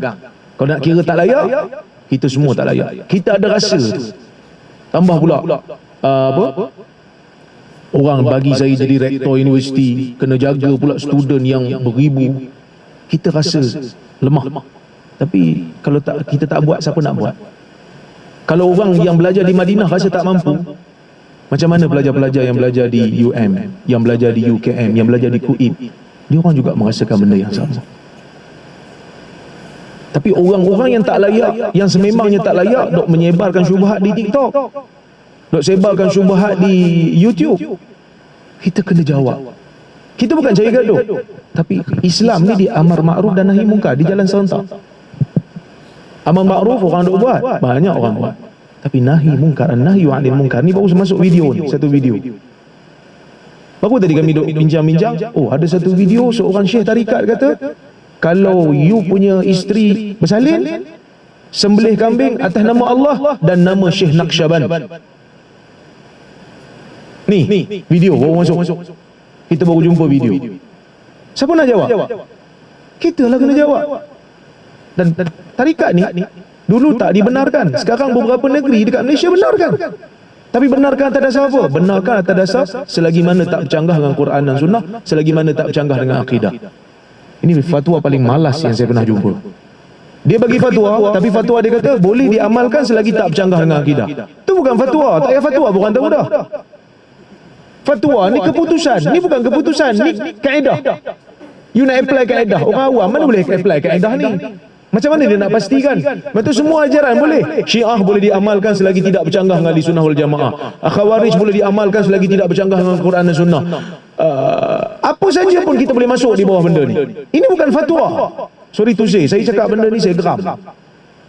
Mereka yang bertanggungjawab, tanda tangan benda ni akan bertanggungjawab di hadapan Allah Azza wa Jalla kerana membenarkan ajaran-ajaran seperti ini disebarkan di negara kita.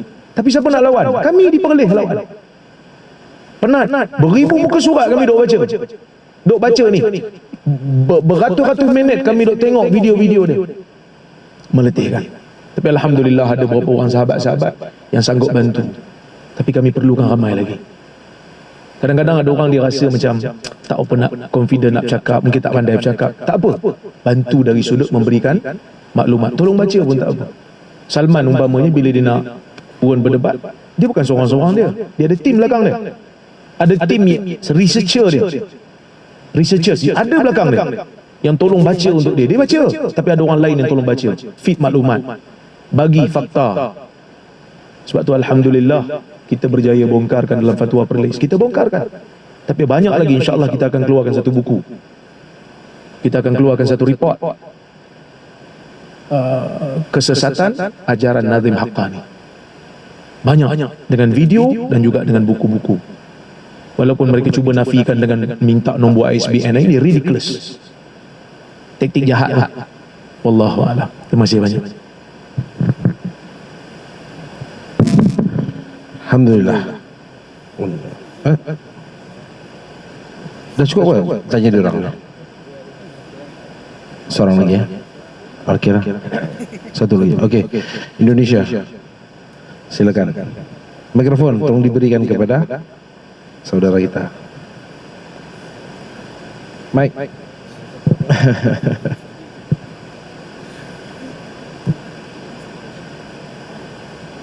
Sorry? Bateri habis? Ada ganti tak ada? Okey. Silakan. Assalamualaikum warahmatullahi wabarakatuh.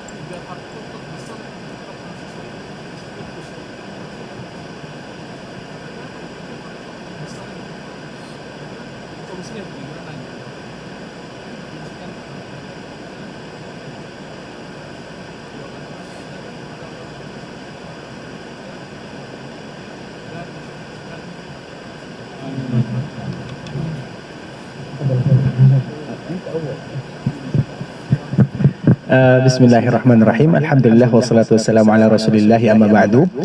Memang di antara salah satu yang dihadapi oleh sebahagian mahasiswa adalah futur ya. Artinya down semangatnya untuk belajar. Tentunya setiap kita punya cara masing-masing. Ada beberapa cara, tentunya yang pertama karena futur itu semua kita pasti akan menghadapinya. Tapi kalau nasihat saya pribadi, futur itu satu hari cukuplah. Cukup futur satu hari, setelah itu semangat lagi. Karena futur itu semua kita seperti iman. Karena belajar itu berarti kita seolah-olah semangat keimanannya.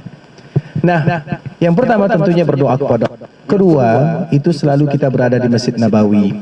Masjid Nabawi itu yang kita tengok apa? Semua orang belajar.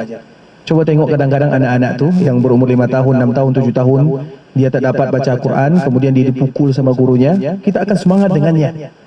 Masa kita kalah sama anak kecil? Artinya duduk selalu kat Masjid Nabawi. Sehingga mahasiswa Al-Jami' Al-Islamiyah dengan Masjid Nabawi dua hal yang tidak terpisahkan. Kalau kita pisahkan, maka disitulah kita akan mungkin down atau kurang semangat. Sehingga tidak boleh bagi kita kalau tidak ada halangan, kecuali kita duduk kat Masjid Nabawi. Itu di antara salah satu yang membuat kita termotivasi. Kemudian yang ketiga, di Masjid Nabawi itu banyak sekali mahasiswa, tapi bukan dari Universitas Islam Madinah. Mereka datang dulu belum ada yang namanya kuliah Masjid Nabawi. Dulu masih ada Ma'had Haram. Mereka itu pergi pagi, pulang malam. Syukuh bayar sendiri, makan cari sendiri. Semuanya tidak ada yang free. Kita semuanya free. Kemudian mereka lebih semangat dari kita. Kita yang free saja tidak semangat. Coba tengok kawan-kawan kita yang mereka berusaha dari pagi sebelum subuh mereka sudah ada di sana, pulang nanti jam 10 malam. Dan saya saksikan sendiri. Makanya kenapa kita harus dudukkan Masjid Nabawi? Tengok kawan-kawan yang mungkin belum diberikan kesempatan untuk kuliah di Masjid Nabawi. Apakah kita kurang bersyukur kepada Allah? Bukankah itu namanya kufur kepada Allah? Kemudian juga saya ingat sendiri ya, di antara bentuk kita menghilangkan futur itu ingat masa-masa kita daftar di Universitas Islam Madinah. Setiap malam kita berdoa, ya Allah berikan kesempatan, ya Allah luluskan saya. Tiba-tiba kita lulus, kita hilang semua doa itu. Artinya kita hilangkan usaha yang selama ini kita lakukan. Nah, sehingga dengan itulah futur itu akan hilang secara sendirinya. Makanya futur itu tidak masalah, semua kita ada futurnya, tapi jangan lama-lama. Satu hari cukup futur, kemudian semangat lagi. Bagaimana caranya? Dudukkan Masjid Nabawi, berdoa kepada Allah, kemudian tengok orang-orang yang, coba kita tengok sampai sekarang, teman-teman satu angkatan saya, yang satu level, yang satu tingkatan mulai dari tahun 2008. Mereka saya lihat masih istiqamah. Mereka bukan talib Jami' Al-Islamiyah. Mereka hanya sekedar talib Ma'had Haram. Baju mereka tidak disetrika, tidak rapi. Karena memang tidak ada bajunya, tidak ada pakaian. Coba bayangkan. Kita tengok mereka selalu Tuhan. Macam mana mereka semangat. Tiba-tiba kita yang semuanya ada, Alhamdulillah, diberikan fasilitas, kemudian kita tidak semangat futur. Artinya tidak ada alasan bagi kita berfutur lama-lama. Itu di antara salah satu jawabannya. Mungkin bisa atau memberikan manfaat kepada kita bersama dan kita tidak berlama-lama karena masih ada pertanyaan kedua untuk Syekh Mahmud. Barakallahu fiikum. Bismillahirrahmanirrahim. Jazakumullah khair. Astami'uka udran Dr. Arif, nak tambahkan sedikit kongsian jawapan.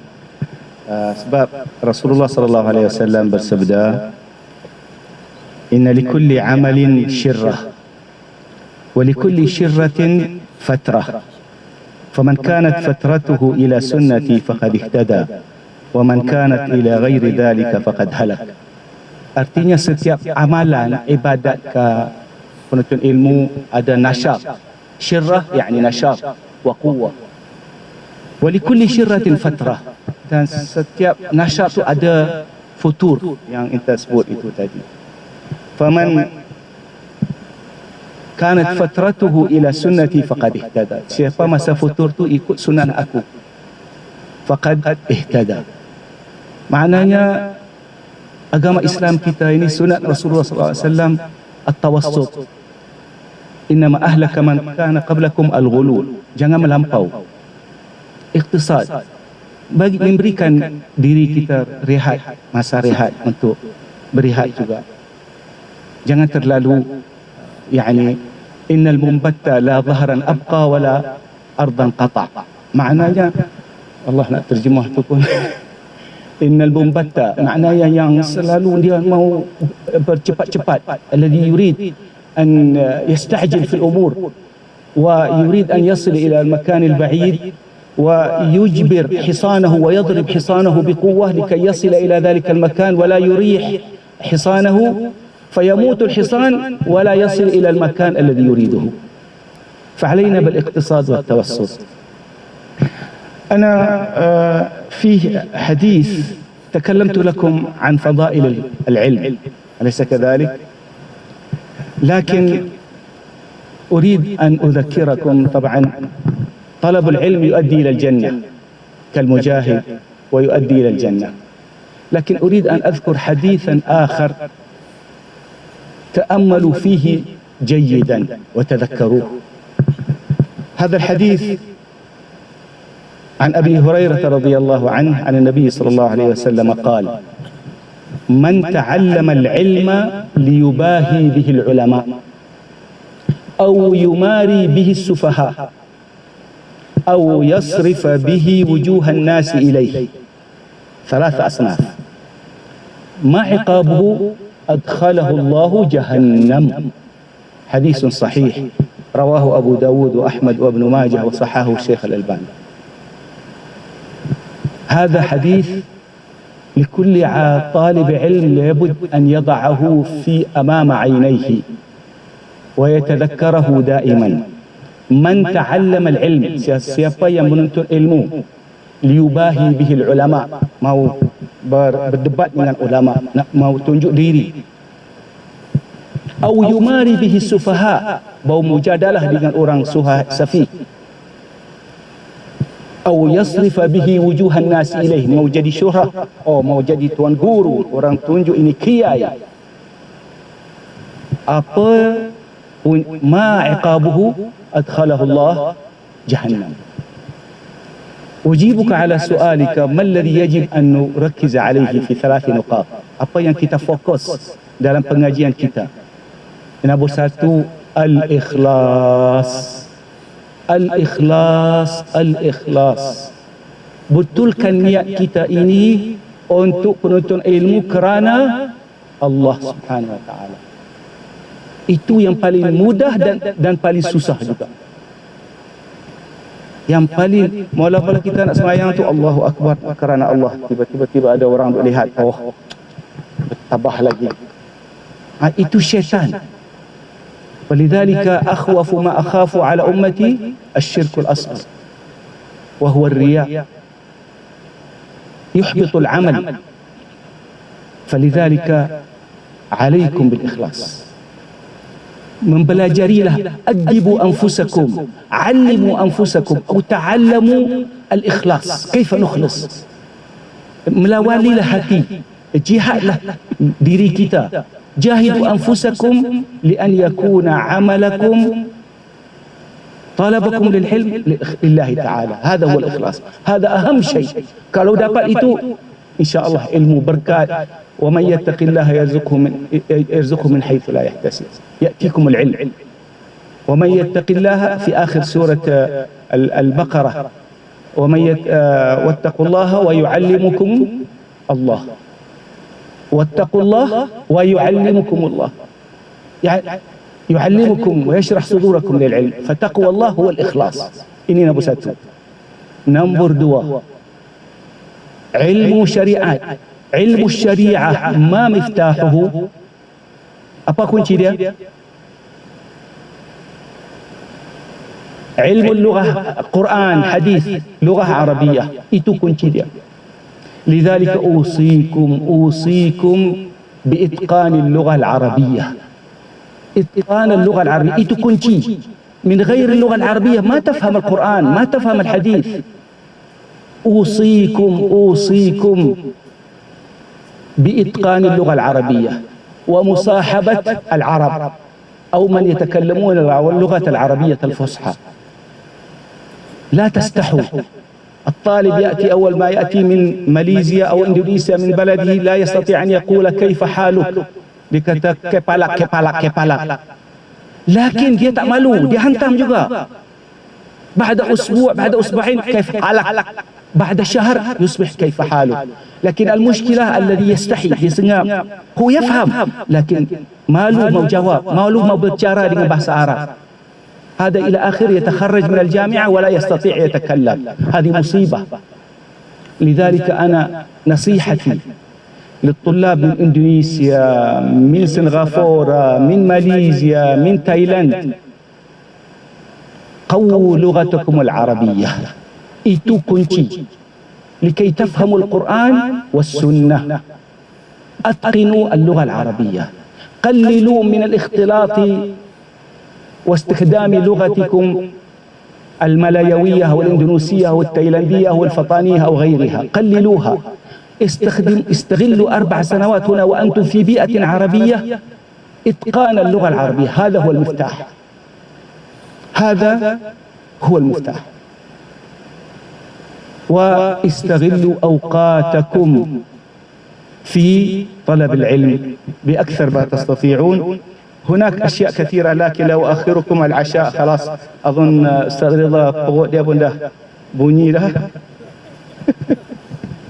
وأدعو الله لي ولكم بالجميع بالعون والتوفيق والسداد.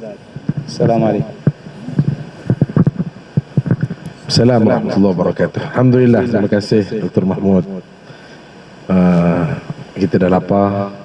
Kita telah berakhir pada pusingan yang kedua. Kita ada 2 pusingan lagi. Ada pusingan ketiga. Pusingan ketiga mana Sakif? Pemberian cendera hati ya? Dijemput Dr. Ariful Bahar untuk mewakili pelajar-pelajar Nusantara yang tercinta memberikan hati yang pertama Syekh Syukri. Siapa kameraman? Kita ambil gambar dulu. Dah sempat ambil gambar belum? Dr. Arif, sekali lagi tak sempat gambar. Gambar ni penting. Okey. Okey, cendera hati. Dalam kurungan sini si Zakif tulis buku.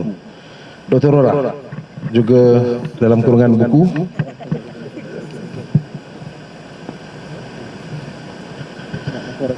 Seterusnya kita pergi kepada panel yang ketiga, Dr. Mahmud. Dalam kurungan dengar camp plekat.